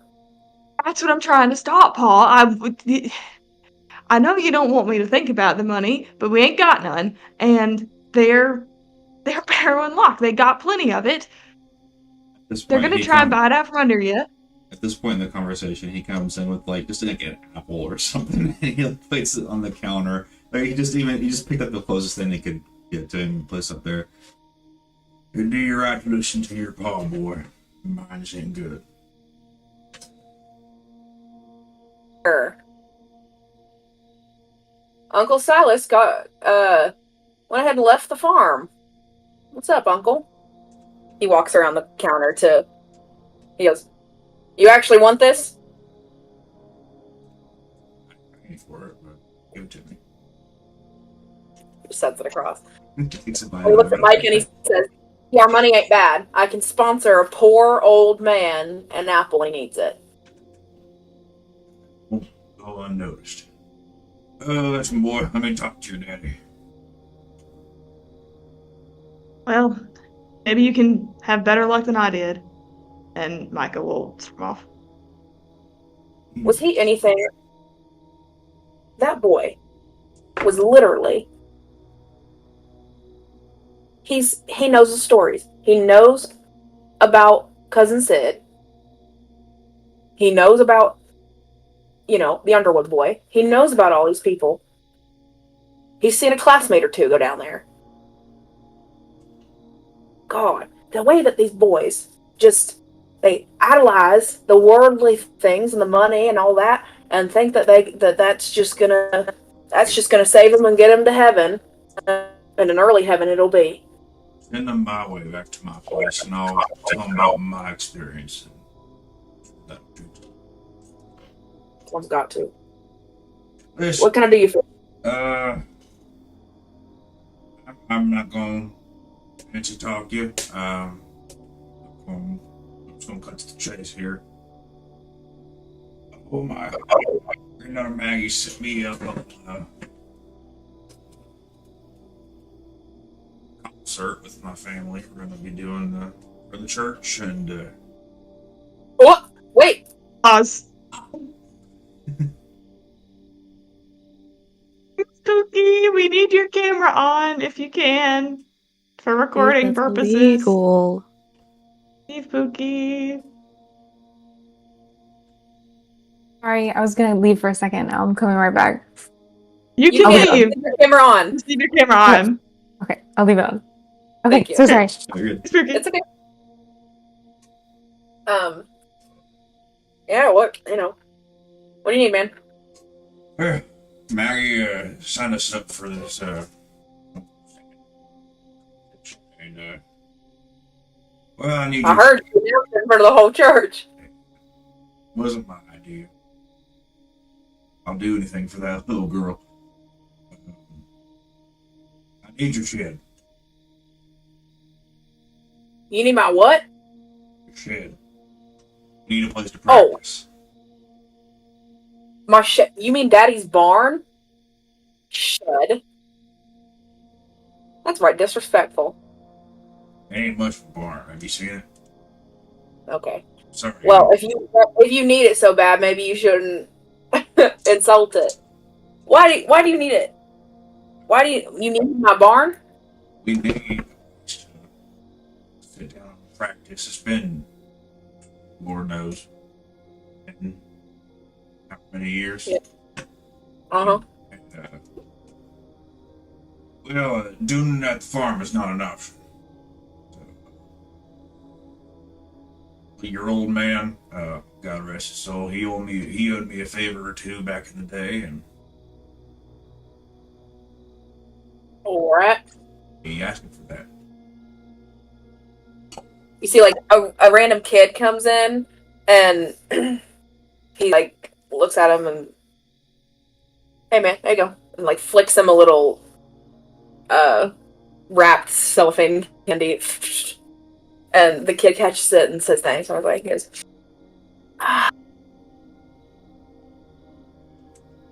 Free candy, free apples. Yeah, no wonder you're going under. don't take my boy's word. I'm doing just fine. Alright. That boy could use something.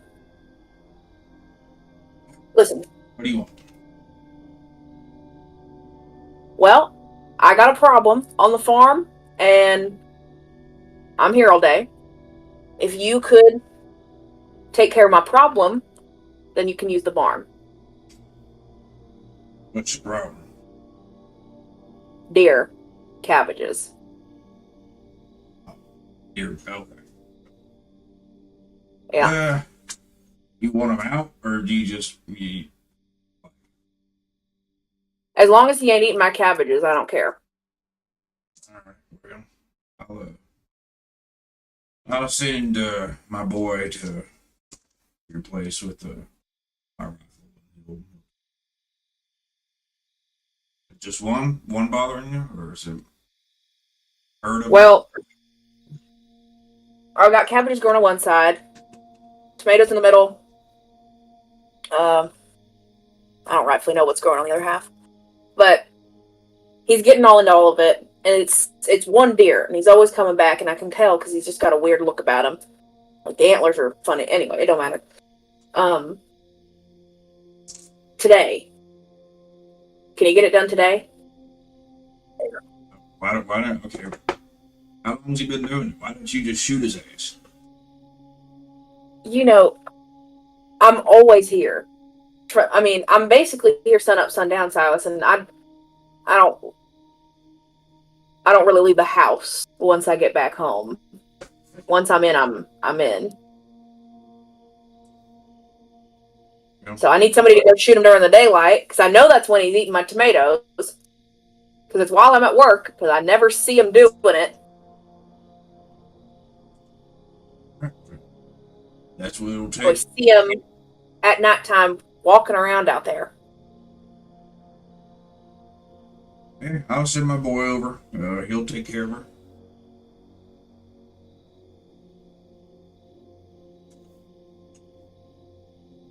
The hell he's staring at me for?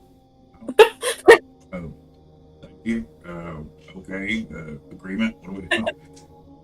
And as you're doing that, I would say now would be a good time to cut, but something else can happen to Pappy in the Yeah, I was gonna cut back to our auction.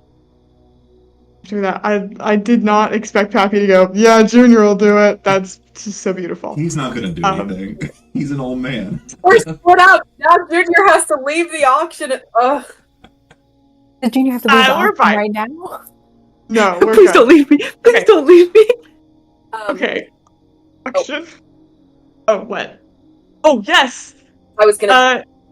Yes, we cut back to the schoolhouse where Maggie and Junior are getting ready for the auction to begin, and the auctioneer approaches the front. Take it away, Joe. Alrighty, good morning, folks. Thanks for coming out. Have a seat now. Crowd in, crowd in. I'm Hester Lee, and I'm moseying on through from off the mountain to set the music behind the sale today. We've got a fine collection of items up here today. We got jewelry, furniture, tools, horse tack, automobile parts, old dolls, horseshoes, old sets of mining tools, and pickaxe, a few instruments or something there in the back. Peaches, if you wouldn't mind, honey, go ahead and bring up that first set. And like they kind of roll all these instruments sitting perfectly posed on the roller, and he goes, well, I believe we will first up we have this beautiful bass, fiddle, washboard, and guitar. And I suppose we'll start the bidding at $15. And he starts to like, do I hear 15? Who's it? Oh, 16, there in the back. And Megan has it. Mechanic, You know. Okay, as the bids start popping up all over, it becomes very apparent you've only got one real competitor in getting these instruments, and they're right next to you. I want to say this is just for silly and fun. There's the oldest man you've ever seen in your life sitting in one corner. He's from the next town over. He goes to every auction. You always see him here if you're ever at an auction. He doesn't want. He loves to bid and drive the price up, and then he'll like drop it right when he'll go too rich for my blood and drop it. So you see like one old guy and he's just like barely twitching his finger to call that he's raising the price. Like a bunch of rich people from Charleston that don't actually need to be here. They're stopping through anyway. They don't need these items. Horrible. And then a bunch of like regular townspeople. But sorry, Megan, I just wanted to share that. Perfect, that's beautiful. Me and Joe wrote this auction scene 3 months ago. I forgot about all of these people. So what it's going to be is a series of speed checks. And I will set the DC. I will roll against you each time. And we'll see what happens. You're trying to get 4 instruments, so this is to test if you can get to the highest bid quicker than those other folks who are trying to get it.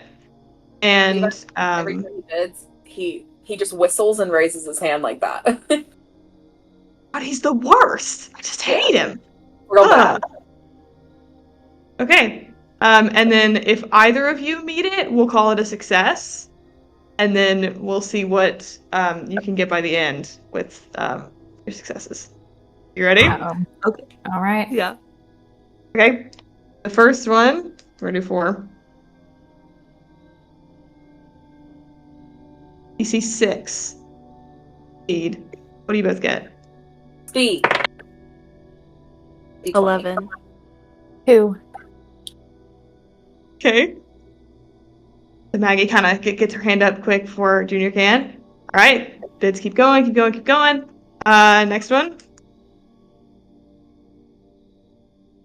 DC 13. 17. 6. Okay. And Junior gets in. All right. You're doing well so far. Getting ahead of the pains. DC 19. Levi Payne's getting 14. quicker. 3. Eve, what'd you get? 3. Can I add effort to this one to meet 19? Or no? If you've got it, Do I have to beat 19 or just meet it? beat it.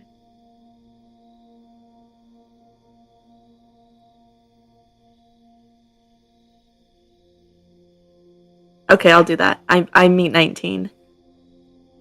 Okay. Alright. Last one. DC 18. 3. 12. 3-0? No, just 3. Oh, I thought you said 30. How on earth would I get 30? How would I get 30? I don't know. That's why I was confused. No, just a 3. Way to make me feel bad. No, it's just a measly little old 3, Joe. I got a 12. So that last one, a 12 and a 3. Okay, so Should I use my effort? Or should I save it? Because I don't have that much for speed at all. Do we know what is the last instrument? They're sold as a set. sold us a set. Okay, never mind. So this is all like this is like just sort of rounds of the bids going up, and you're just trying to get quicker before you're trying to bid it before they can. Does the quicker to last get one it. matter more?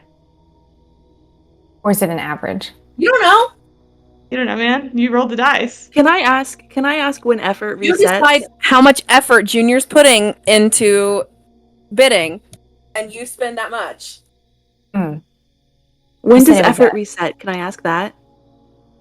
Or does it? It doesn't? I imagine it's a long rest situation, but I don't know. Well, oh well. I can't do it. Even if I spend all my effort and die right now, I'll only have 9. I can do it. I'll do it. How much is that? How much is it? The DC's 18. Okay. I've got 11. I'll just be slow today. You have 7 pool to spend for speed. For speed, I have 11 total. Ooh. That's So your that choice. wouldn't You have to go kill a deer later, which you don't know that, but Junior doesn't know he's gonna kill the deer. You rolled a Hey, 13, right? I rolled a 12. Oh, a 12. do you have any edge? Wow. So you'd spend 6 How if bad is you that? wanted to meet it. Mhm. Eve, do you have edge and speed? Nope. How Bro. bad we want these instruments. Okay, don't worry about that part. Answer the question. How much effort is Junior putting into bidding?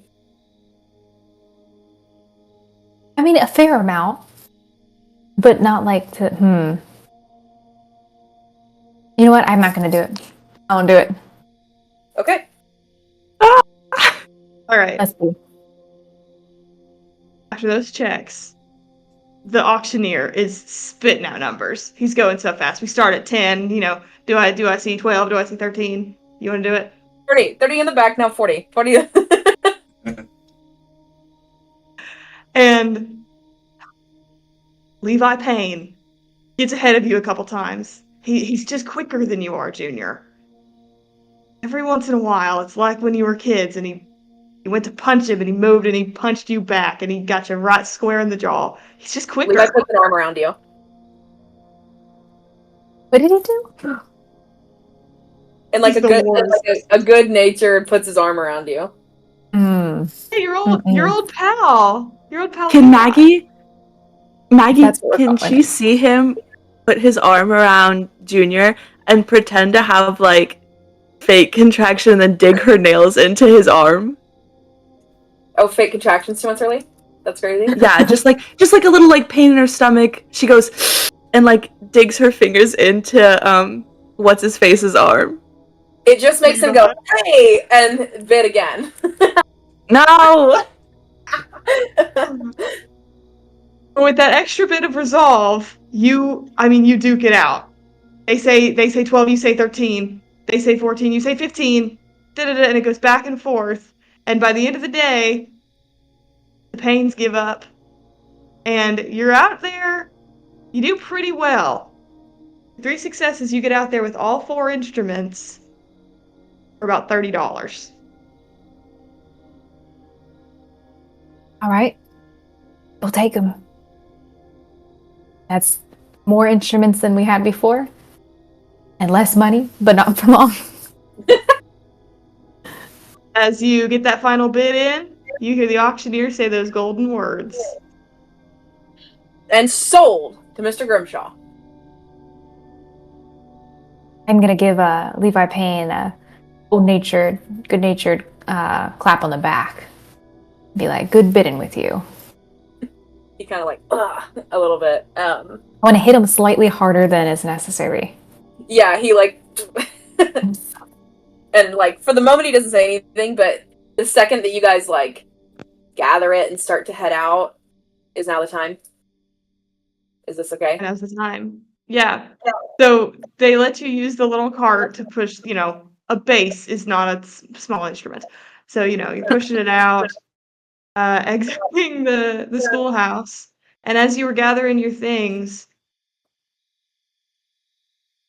the pathway down back to town, Levi Payne is waiting for you. Stacks up against a tree. Oh, hi, He man. watches you come around the corner. That was a good game. Yeah, it was. What's your trick? My What'd trick? you do? Yeah, you pay him off. There were a It's couple just times I definitely got my hand up there before you did. What, you know this Hester guy? Mr. Payne, it ain't your fault that you're getting old and your eyes and your hands are getting slow, but you can't blame my pa for that. Hey, Maggie, why don't you butt out? Don't you speak to my daughter like that, Levi Payne? I'll speak to your daughter any way I rightfully choose. Everybody knows that Maggie Grimshaw comes back into town knocked up in some dead husband, oh, I'm sure. And everybody knows what my hand is about to do to your face in a minute. Oh, I'm fixing to want you to make me. Maggie? What are we doing?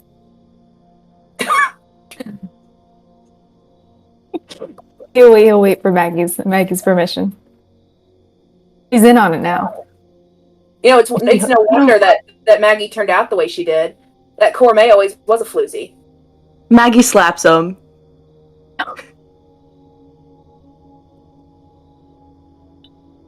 Can I do that? Is that a might check? Or did she just do it? It would be a might check.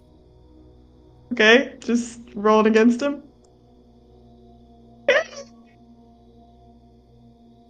DC 15.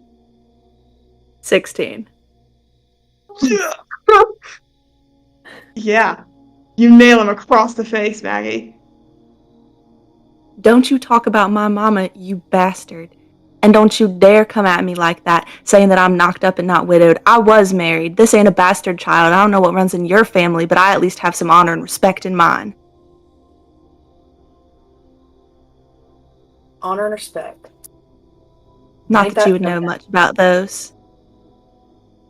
Not that you know much about it, Miss Maggie.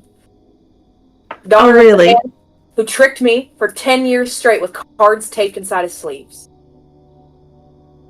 Tricked You're the you. direct, Think of What? it. Like, you're the direct bastard of the biggest bastard I've ever met. Okay, it's Junior's turn. He'll punch him now.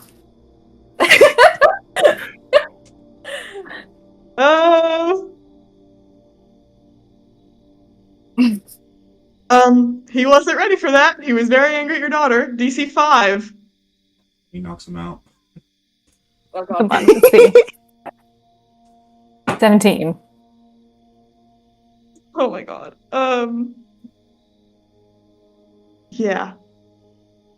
Junior, you remember being 13, right? You remember being 15. I think you might even remember being 17. And the same idiot. He always talks about how much you run your mouth. You run their mouth like Levi Payne runs his mouth.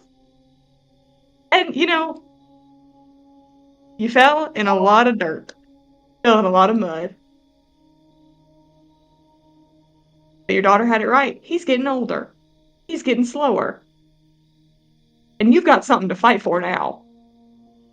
And you punch him square across the face. He falls on his butt in the mud. Where he belongs. Mm. Yeah, and then And, does he get back up, or does he stay there stunned for a second? Because Junior would like to leave him in the mud. I think he stays there stunned for a second, just looking murderously down at his knees. Yeah, I'll kind of put my hand on Maggie's back with the cart, and I'll start moving us along. But as we leave him there in the mud, I'll just turn around and yell over my shoulder something like, "Living up to your name, Levi."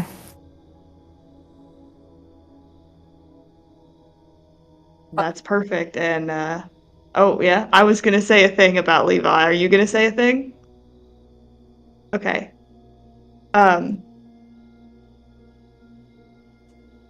You hear him scoff to himself. And then he laughs a little bit. You and your Grimshaw. Same as ever. And we're going to cut to the needle in a haystack, except my NPC is taking a bathroom break. So we're going to take a bathroom break. I lied. Welcome back to our bathroom break. Can I tell you how much me wanted that to devolve into an all-out brawl so that Ginny could also run outside and punch somebody in front of Jack? Ginny is in the middle of... And her danger instincts. She has danger I instincts. have to go. I think Listen, someone's Mike punching is my uncle. thing. That's where I have that edge. I run out there and punch somebody. Like, Oh my gosh, me I'll remember internally. that. I'm just waiting. Ginny needs to punch somebody. But the idea of being I'm able to do it, I just saw Jack for the first time in 10 years, and I go, hold that thought, and run out the door and deck somebody. And just beat someone. I fear that I may be developing a reputation for myself on Whispers of the Dice, in which I play angsty women that slap men for being pieces of poop. I see nothing wrong with that. Right. Sad, widowed, single mothers who are mouthy. Slap I'm getting them. nothing but disrespect. They're tired of it. They had it coming. You know, everybody's obsessed with Junior's dead wife. You think about that? Like, a long time. Everybody's obsessed I with bet Junior's you- dead wife. Gourmet. Me. I think it's just they know She's that just so that's his beautiful. one, like, weak spot. That's the one thing that'll really get him going. Still, we gotta get new material. In Eve's words, she was texting me and she said, "You can't tell. The dead wife is like a whole thing." It's I think true. if Junior had stayed the past 10 years, it probably would have switched to, oh, you can't even keep your daughter around either. But I think Yeah. because they left so soon, no one... Well, and, like, At the that same was time. the wife thing. Even if Maggie and Junior both stayed for 10 years, the wife thing would have faded over 10 years if they're seeing him every day. But he's back, and that's what everybody knew about Junior Grimshaw. His wife went missing. He was kind of a loser, more of a loser than before, for 10 years or whatever it was. And then his mom died, his daughter left, and so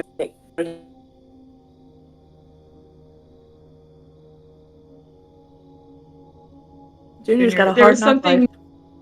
Yeah, there was something you said, and I went, and I can't remember what it was now. It was during the auction. You said it to Levi. I don't remember. That I said or that Hannah said?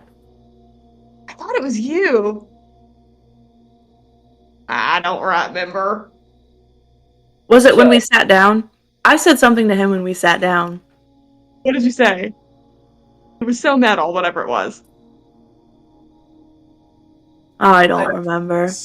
It was something mean and witty and cool. Yeah, and probably hot. Probably hot. We can watch it in post-production. Yeah. Is that what it's called? Yeah. Shout out post-production. Yeah, post-production Shout is out. another one of our campaigns. Shout out. Shout out was Shameless plug. Shameless plug. Go watch post-production. Anyway, are y'all ready? Yes. We're back. Right. We're back Yes, in. I will give you fair warning though. My cat snuck down with me, and she has a tendency to talk when I talk. So it's very possible that either we have to deal with a screaming cat, or I will have myself to send her back upstairs. That's okay. I'm sure Miss Sybil has a store cat that's just wandering about. So if we hear, Yeah, my cat is loud. We'll just say that. it's perfect. Okay, we're ready. We cut back to Needle in a Haystack seamstress shop where Sheriff Jack Price has just come down the stairs, and him and Ginny have both been struck just a little bit speechless. Well, why, Miss Jenny? Hi, Jack. He takes the next few steps, gets down to the grip on Hattie's elbow, just gets tighter and tighter. I'm sort of doing one of these very subtly. He takes off his hat and kind of presses it to his chest, and it's and Miss Hattie, it's wonderful to see you both. Back to see Mama, I guess. Well, yeah, we have a couple sort of surprise errands that we were coming to see about, among other things. How are you? How have you been? I'm doing right fine, Miss Hattie. Thank you so much for asking. There was an event in Glamorgan yesterday. That's why I missed church. I was over there. Oh, you don't have to give me no excuses. I know you take your job real serious, and that's we appreciate that. That's listen, sometimes you got to work on Sunday. If a sheep from your flock goes missing on Sunday, you're not gonna wait till Monday to go get it. Right. I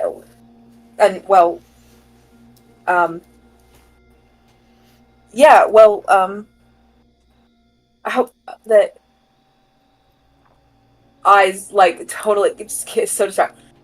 I'm sure Mom will be able to get you both right fixed up with whatever you need. They're actually they're keeping a guy in our holding cell. Needed some pickpocket at the thing yesterday. Oh gosh, there's another one every day. Well, listen, I wonderful to see you again. I have a feeling.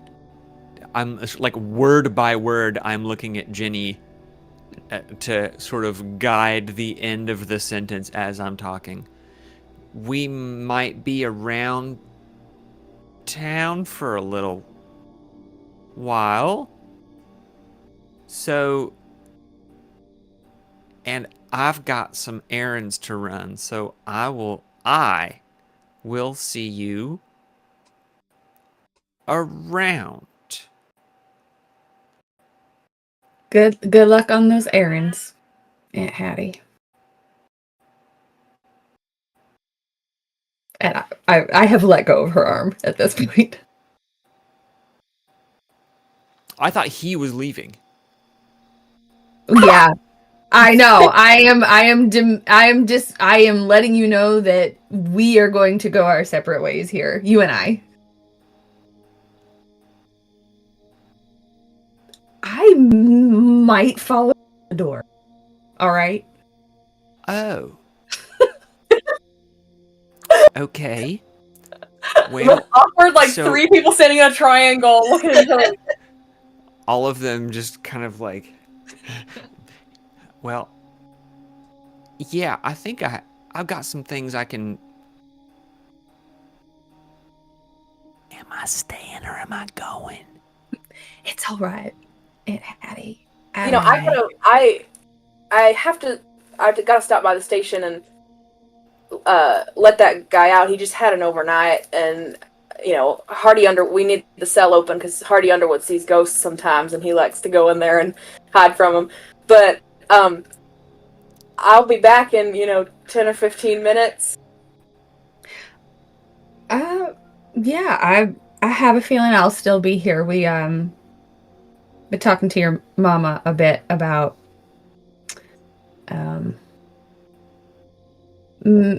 maybe some outfits, some dresses, and whether or not I might help around the shop for a little. Well, Miss Maggie has been talking about this Porchlight Singer reunion for a few months now. Yeah, she what? Yes, ma'am.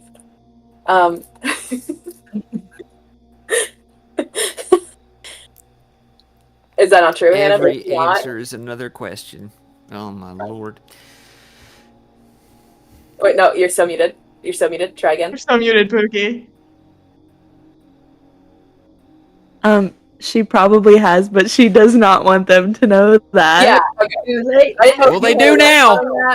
Yeah. That was me, Hannah Baldinger, going, no. Yes, sir. But you're helping around you're helping Mama with the shop. That's I wonderful. might. Yeah. Mm-hmm. I should go. Hardy, he sees ghosts all the time. Yeah, I'll be you right want to back. let him out? That might Yep. be good. Maybe I'll see you in a little bit. And you look Oh, Jack. beautiful. Thank you. And he'll walk out and around and tip his hat to Hattie as he does. Ginny's just gonna whatever the counter situation is, she's gonna on the counter. Oh, Jack.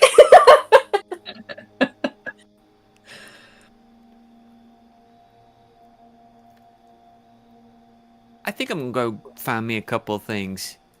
Yeah. Could you over- find me an early grave too, please?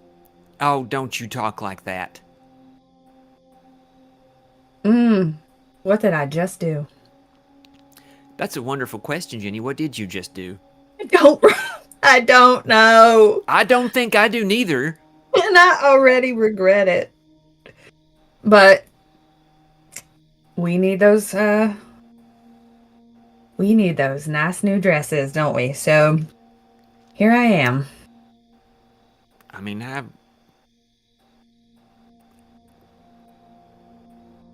I have a feeling, like, you wear a blouse with the right cut to it. We might get those dresses Aunt Hattie, a little sooner than. stop. Now, I'm just saying. Why don't you walk right back into that church? The curtain flies open and she goes, I am so sorry that took me a minute. Sybil comes out with this big box full of fabric. Fills out a few, what is the roll called? It's Bolts. A few bolts of fabric and lays out some different patterns for you all. There's a few different colors of gingham and some different patterns and things like that. And she said, whew. Well, I collected what I thought spoke most, back whatever you all used to wear and that sort of thing. Feel free to take your time, take a look at it. It's whatever you need, honey. And God, I don't know. It would normally be 30. Wait, that's real life dollars. Sorry. It would. Wait. What did I say for making the actual costumes? Making it's gonna be $15. I could make all 5 of you for 15. Wow. Oh, Miss Price, that is Well. so generous. I mean, it's the Porch Shot Singers. I figure you're good for it. Well, certainly hoping to be. Yeah. I'm also traveling here has left me just a little shorter than I might normally be. So I was also in that working at the shop would be able to help me pay that off. Don't even worry about it, Jenny. Don't worry about it. Oh. It'll all come out in the wash. I'm just so happy that you're back in town. And Ginny's actually going to take her hands, like one of the few times of physical touch she ever does. Oh, Miss Price, I thank you. When did you call me Miss Price? I don't know. It's been a while. Sybil. I haven't gotten all Thank that you old, so much. honey. I know. I want to make sure you get the respect you deserve. Well, you show me plenty of that, honey. Well, which one is it going to be? What do we like? Hattie, you got any opinion? I mean, I'm always going to be partial to just this sort of like sky blue gingham. That kind You of, know, I was really liking that too. Sybil, what do you think? I gotta say that's a classic for you all. And with this much on this bolt, I could do... What is it? 1, 3 dresses, 2 ties.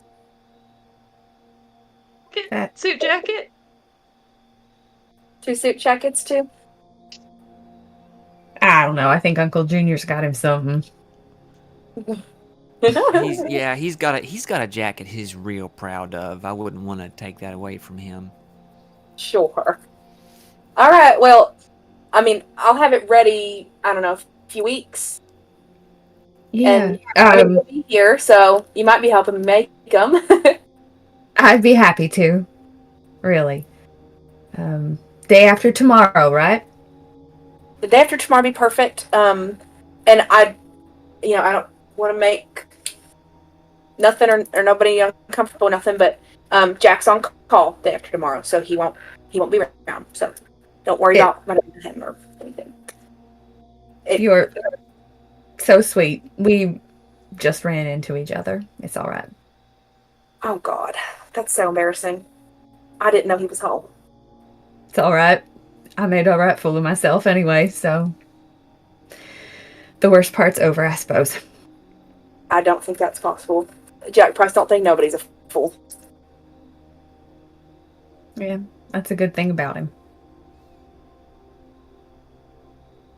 Okay, And Ginny is just getting redder and redder as it goes. the worst thing that's ever happened. Yeah. Yeah. Amazing. And with that resolved, costumes, you've got them by the competition. So we'll cut back one last time to Pappy at the general store. Pappy, is your job's done?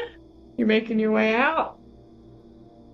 You run into a man you ain't seen in a long time, but it seems to be the theme of the day.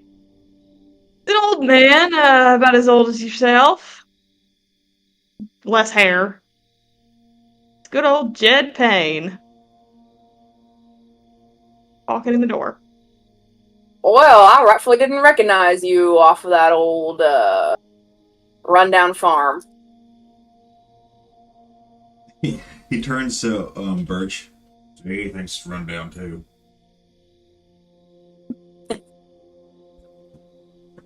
Talking talking to you. Do you know that? Yeah, I know that. Just oh, I got it. I it's understand. a Sorry. little joke from Pappy, but clearly not funny. Shut up. Bert's just kind of, and he backs out. He goes, "If you two are gonna tussle, please take it outside." And and Jed goes, "Oh no, ain't nobody said nothing about tussling or nothing. What? I just heard that you needed somebody to come and do a man's work. I don't know why you'd come and ask your sissy uncle to go and take care of a beast or something that's taking care of your crops when you really need a real man to do it." He'll start walking through the aisles some, and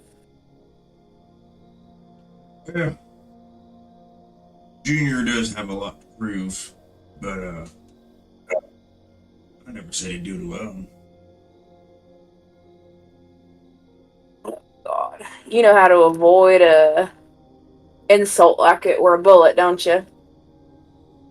It's a lot more than words to get the question. I know it. What was it? God, this very store 50 years ago, huh? You still Jeez. think about that, huh?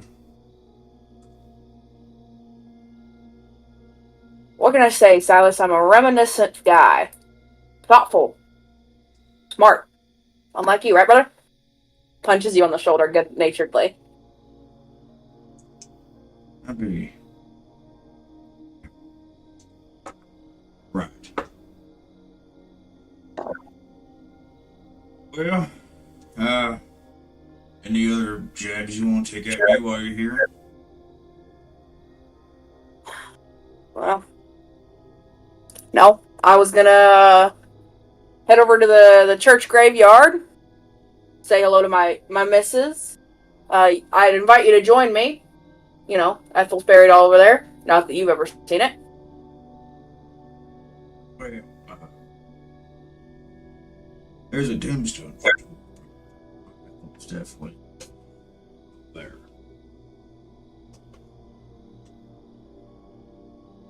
Yep. You keep spewing that all over the place and keep being surprised when people say you're an idiot. Issues with me. You're sorry, yes. He walks out of the general store. That's so perfect. Why am I blurry? Hello. Stop being blurry. Oh no. It's fine. That was beautiful. I hate Jed Payne. What an idiot. I hate all of them. They're so bad. You're so bad. That's perfect. Anything else anyone wants to do in town? Anything to resolve before we head back to the house? And somebody has to go take care of a deer. And I have a question. Yeah. I'm sure Morgan will answer it, and if she doesn't, I'll ask. Oh, what was I getting ready to say? Yeah. Yeah, Jenny's hanging out at that shop just a little longer than she needs to.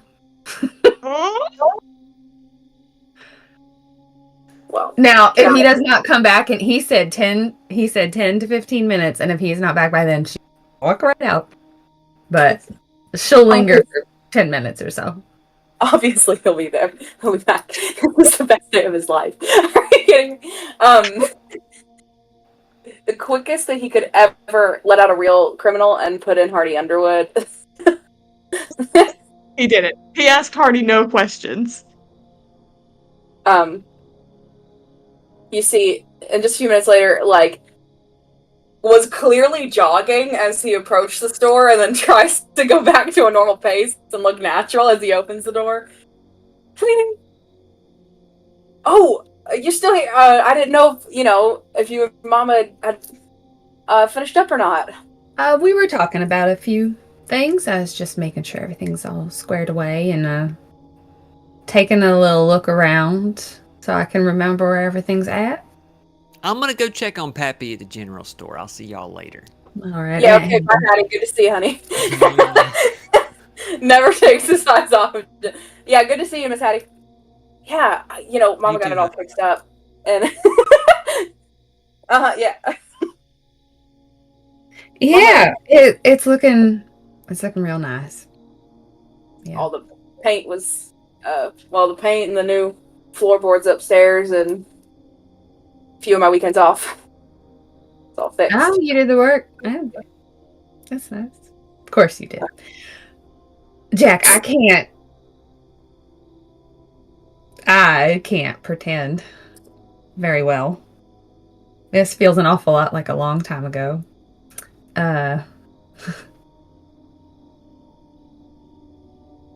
This is strange. And, well, I know your answer, but I do not have to help out in your mama's shop. But I don't know what to say to you. That's all right. The answer that I'm going to give is right. Obviously, Mom would love for you to work in the shop. I would love for you to work in the shop. And Ginny, you don't have to say anything to me. You don't want to. That's quite fair either, is it? We spent a lot of time not talking. I know. Is that the way you'd like it to stay? No. I wrote you a few times. I don't know if I got the address wrong or I wrote it, and he names a college that is like one letter off of what your college is. Oh. And I don't know where Ginny went, but like if it was, like Greenville Community College, he actually wrote to Greenville University. You know what I mean? Like something that was just slightly. Yeah, I wrote. I thought I looked it up in the yellow pages. I thought that I'd found the address, and I might think mail this long. I'm so sorry that they didn't make it to me. And I did not write. And I told you I wouldn't. And I didn't. But I also think I made you a promise that I would talk to you when I came back. Well, I'm rightfully excited to hear all about insects and crops and entomology. You remembered! Look at you using big words. I'm good for a few things. Yeah, I might tell you sometime. I'd like that. All right. Well, I'm going to go catch Aunt Hattie before she gets herself into any more gossip trouble. So, it was good to see you. And she just like turns around and walks right out the door. Just like. He's welcome to try to stop her, but she is not looking back. You open the door and you see Junior and Maggie coming down the path pushing a cart full of a giant bass, a fiddle, a washboard, and a guitar. And I think Hattie and Pappy are just now coming out of the general store. Yeah, if anyone doesn't have anything else to resolve. No, I'll just go run over and help that cart, because no pregnant lady should be pushing that cart. Yeah, Maggie, Ginny's blushing, Ginny's red. I want to say Maggie's rubbing the palm of her hand. Junior's knuckles are split. Yeah. Wow, what'd you two get into? Leave our pain? We fought tooth and nail for these. And I missed it? You gotta yell. I'm sorry. I don't know what came into me. It just kind of happened. Ooh. Well, Levi Payne, it's not hard to want to do that to him. He makes it feel kind of easy. I wouldn't beat yourself up about it. Yeah, you could say that. Gives you a peppermint. And Pappy has walked out too, right? He's eating candy that he had gotten from the general store. For free. Yeah, he's just kind of. Pappy, what you got there? Oh, Bert's got these things called Werther's Originals, and pretty good. I hate you. Shut up! You cannot canonize Werther's I Originals. looked it up. They were invented in 1909. So. Okay. Oh, shut up. I probably ate like 7 of those today alone. I have a whole stash. They're so good. I put them in my lunchbox. Stop! We can't do We're not this! Werther. Yet. Don't tell me Eli's drinking a Celsius. No, that would be a Modelo. Okay, good. Too late Well, for caffeine. if all Jesse had was a prank, That's it. If all Jesse had was a smear of misinformation, then then we start heading back down the path back to Grimshaw Farm. And, you did what you came to do. Junior and Maggie got them instruments. Hattie and Ginny have the costumes organized. And Pappy, do you share the condition that has been given to you? I wait until we get back to the house. Don't say a word. Go into my room. Come back out with a rifle and just grab Junior by the arm. Alright, come on.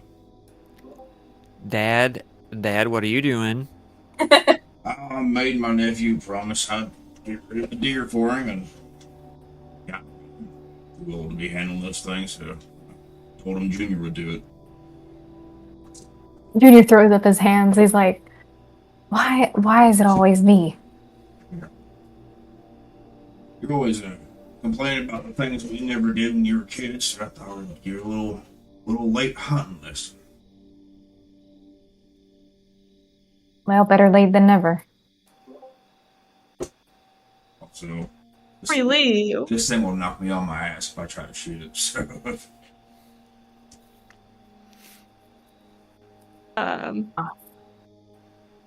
Before you leave, Pappy, your rifle, been a while since you shot it. Oh my gosh. Okay, sorry, Joe's texting me.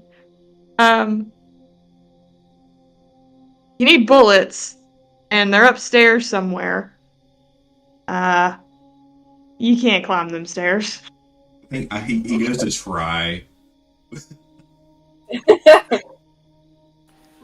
No, hold on a minute. Where are they? Pappy, where are they? I can go grab them. Maggie, you do not need to be going up those stairs. No, there's just some. I can grab. I sleep upstairs. I live upstairs. Do you know that? Junior's holding the gun, and all of you are gonna go get the bullets instead. Maggie, you don't need to go upstairs. Junior's like, the gun's in my hand. I don't need a parade. Yeah, Junior just marches up on his own. Oh. Kind of like shouts from the bottom of the stairs, like, alright, so not in the cabinet of the nightstand next to where Maggie's bed is, but underneath the actual nightstand. So you're gonna have to move the nightstand over, and it's underneath. Maggie goes upstairs. Maggie goes upstairs. Maggie comes up. She wants to make sure you're not opening the nightstand. Junior wouldn't. I think he would. He's focused on what he needs to do for once. Okay. So he'll try to follow the instructions to the best of his ability. Now, I don't know how well he listened, but I think he finds what he's looking for. Covered in, I'm sure, like bunch of dust and cobwebs, and like when he finds the box. Does Maggie still come up and go, "Oh, hey, whoa, hey"? I don't know, because Joe's texting me and telling me she hates me. I did not So- with you. He's lying. He's lying on camera. I think it makes sense if she does come up. I think she's gonna go up, but if Joe tells me she doesn't want me to, I won't. I didn't say anything. You do what your character would do. She said, bro.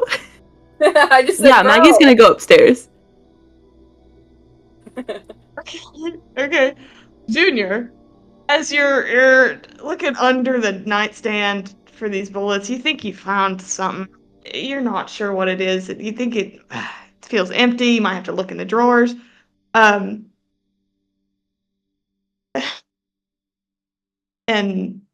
if Maggie comes up, what would you say? Oh God, this is freaky.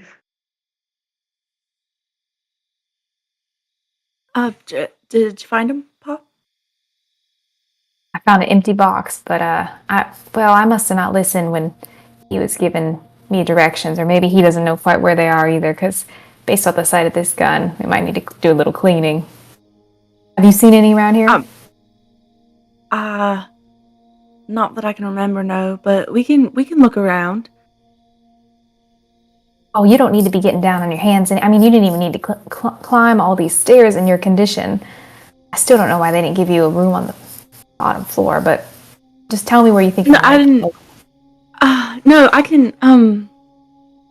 Did you check the closet? Nah, I'll do that now. He goes and he'll check the closet. Did he find anything? Yes. Yeah, they weren't quite under the nightstand. They were under a couple of other things in the closet. You found them.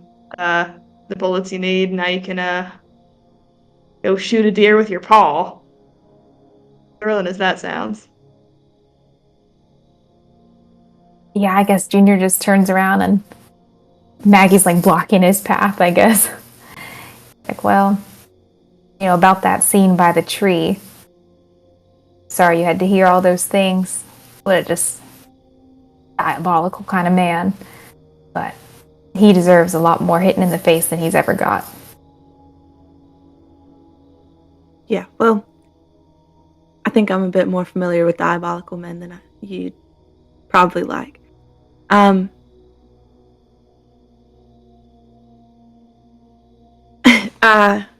Maybe when you guys get back, we could talk for a little bit. I'd like that, Maggie. I feel like, these 10 years, I read your letters, but, sometimes they didn't make it all the way to me and my answers didn't make it all the way back, how little they were. And we haven't really gotten to talk much since I've been here. So I think I would like that very much. I would too. She sidesteps out of the way of the door so he can leave. He takes one long kind of glance at her as he's walking by. He's like, all right, well, I'll be back. Hopefully with the dead deer. Hopefully. And he heads down the stairs. Wow. So it's Pappy and Junior going to find this deer. Amazing. Mm-hmm. All right, well, you all head out. Going to find a deer. The Sullivan farm is just one farm over. Your land kind of runs together, so bit of a walk down the path. And after a day out in town, it's a bit later in the day than you'd thought. Sun will go down soon, but you got plenty of daylight. You find Cousin Birch's tomato plants with his cabbages and other trellises, other little flowers and things. And he's right. They've been tore up. And if you look, you can see, and the tomato plants have been kind of gnawed on, crushed a couple times. The cabbages have been rooted through, and there's lots of sort of hoof prints, animal prints, all around it in the clay. And you can both give me an intellect check. DC 15.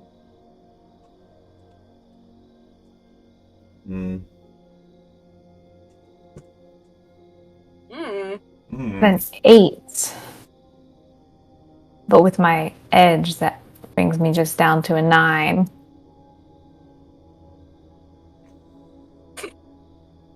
Yeah, so I'm gonna spend that 1 point and I'm gonna meet it. He fails and Junior passes.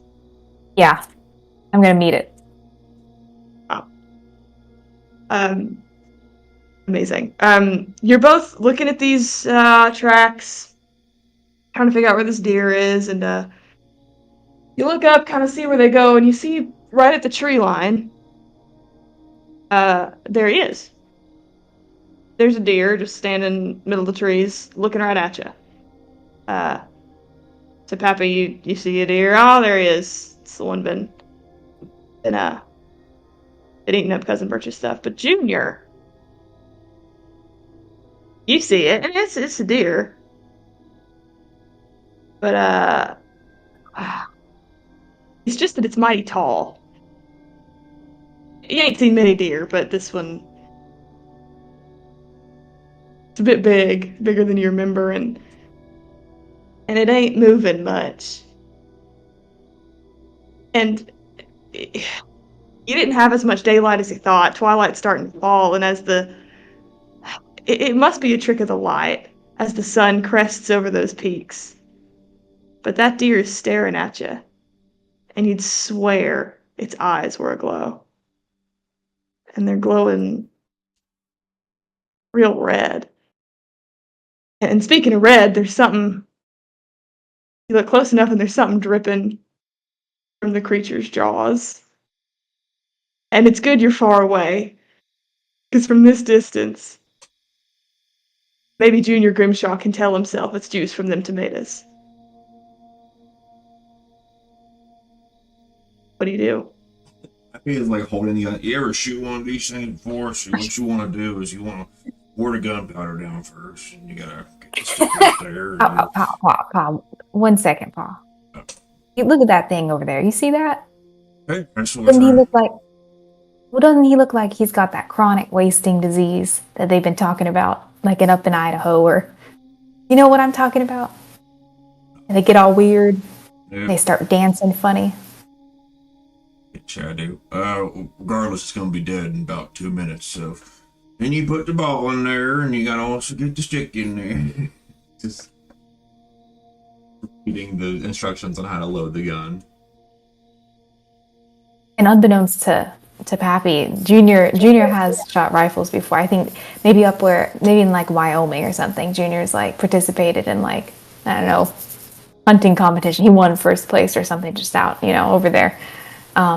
But Junior would not interrupt the rifle lesson because he's really trying to see what in particular this deer looks like with that chronic wasting disease. Because he read a little bit about it, and they do look strange, and it's weird to find one so close to home. But Yeah, so after you do that, if it were raining, what you want to do is you want to put it underneath your armpits. You don't want the gunpowder all wet. But, now.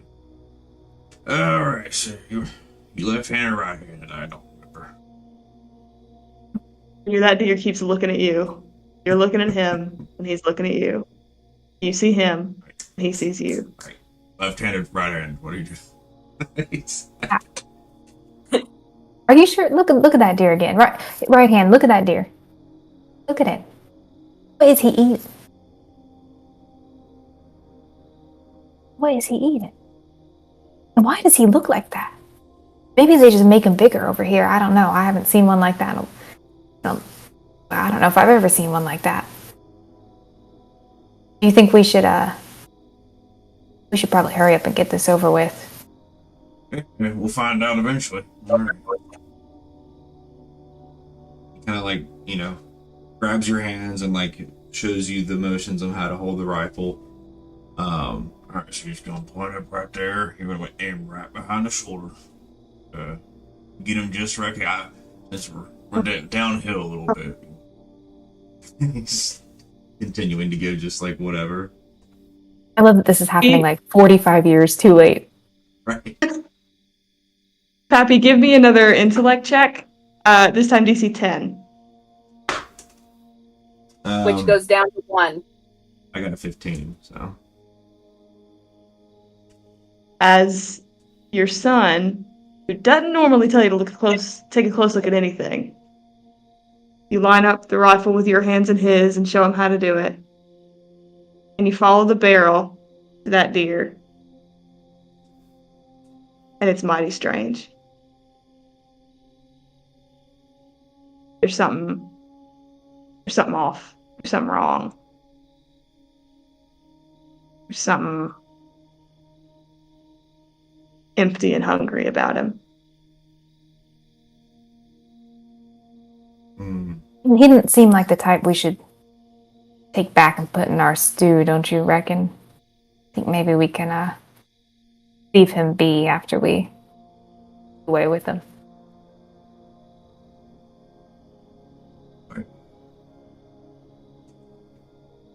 He kind of takes a few steps back. It's getting pretty dark, actually. I don't want to get home too late, deers are heavy. I'll talk to Birch another time. Let's go ahead and head back. Well, we're here already. We brought the rifle. Might as well we just shoot him now and get it over with. No, you're absolutely normally you'd be right in this situation. But you're right. There's something going on. That deer's got whatever disease you said it had. We'll tackle it whenever we have. We'll tackle it in the morning, where it's daylight outside. After I give Brigert near full. I don't know. I feel like if we're here, can we just shoot him and leave him? I mean, really making this whole trek back out. I mean, who's going to come and get him? The bird's going to pick away that much by the time we come back in the morning? You want that giant thing coming and trampling? I just cut all our grass. What if he comes all the way over and starts messing up what I did? He ain't gonna leave. No, let's sleep provoke him.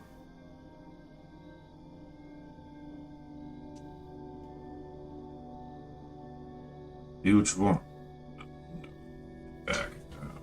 Strongly advise you come with me. You brought me all the way out here.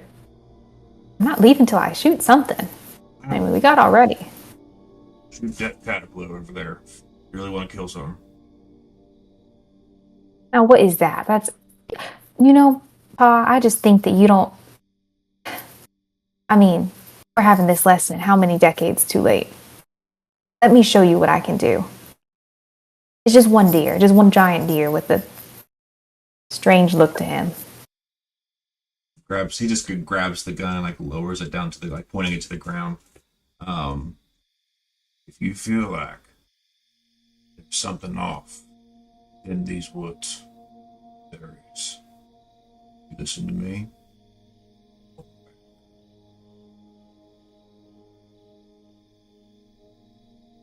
What if it's not the woods, Pa? What if it's just what we think is in there? What if it's just what we're thinking? What if there's nothing wrong with the woods? If there is nothing wrong with the woods, then your brother would still be here. He died in the mines. Now, for others, that's a different story, but Sydney was the mines. Realize we've lost a lot more than Sydney. We did.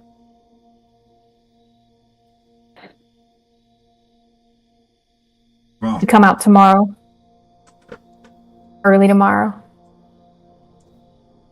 Let me talk to Birch. Get a little more information on this deer. And we'll go as soon as we get a little more. What's the deer doing now? Is it still standing there? Watching you. How far away are we? It's at the tree line, and you're by Birch's garden. So, Yards, roughly. yeah, 40, 50 yards. Just get a really specific number lined up. Yeah, you did. I mean, when you're hunting deer, that's roughly, you don't want to go too much farther than that. Yeah. I thought maybe you had an ability that was like, can only use this within 40 feet, and you were like, 40 yards? yards, right? No, It's probably 40 yards. I used to hunt with muzzleloaders, and you don't want to go much. Yeah. Anyway. I mean, Junior's got the rifle in his hands, right? Yeah, Pappy has his hand on the barrel, like pointing it to the ground, but the rifle's in your hands. Okay. I think Junior's going to think about this long and hard, because the one thing about Junior is he doesn't believe there's anything strange going on. Like, he can't allow himself to believe that. So if he walks away from this strange sight at the edge of the woods, then everything else that has ever gone into the woods and never come back will have a hold on him, and he can't live with that idea. So I think he thinks about it. He takes a step back. But if that deer is still looking at him when he turns around, again, he will shoot it. Is it still looking at him?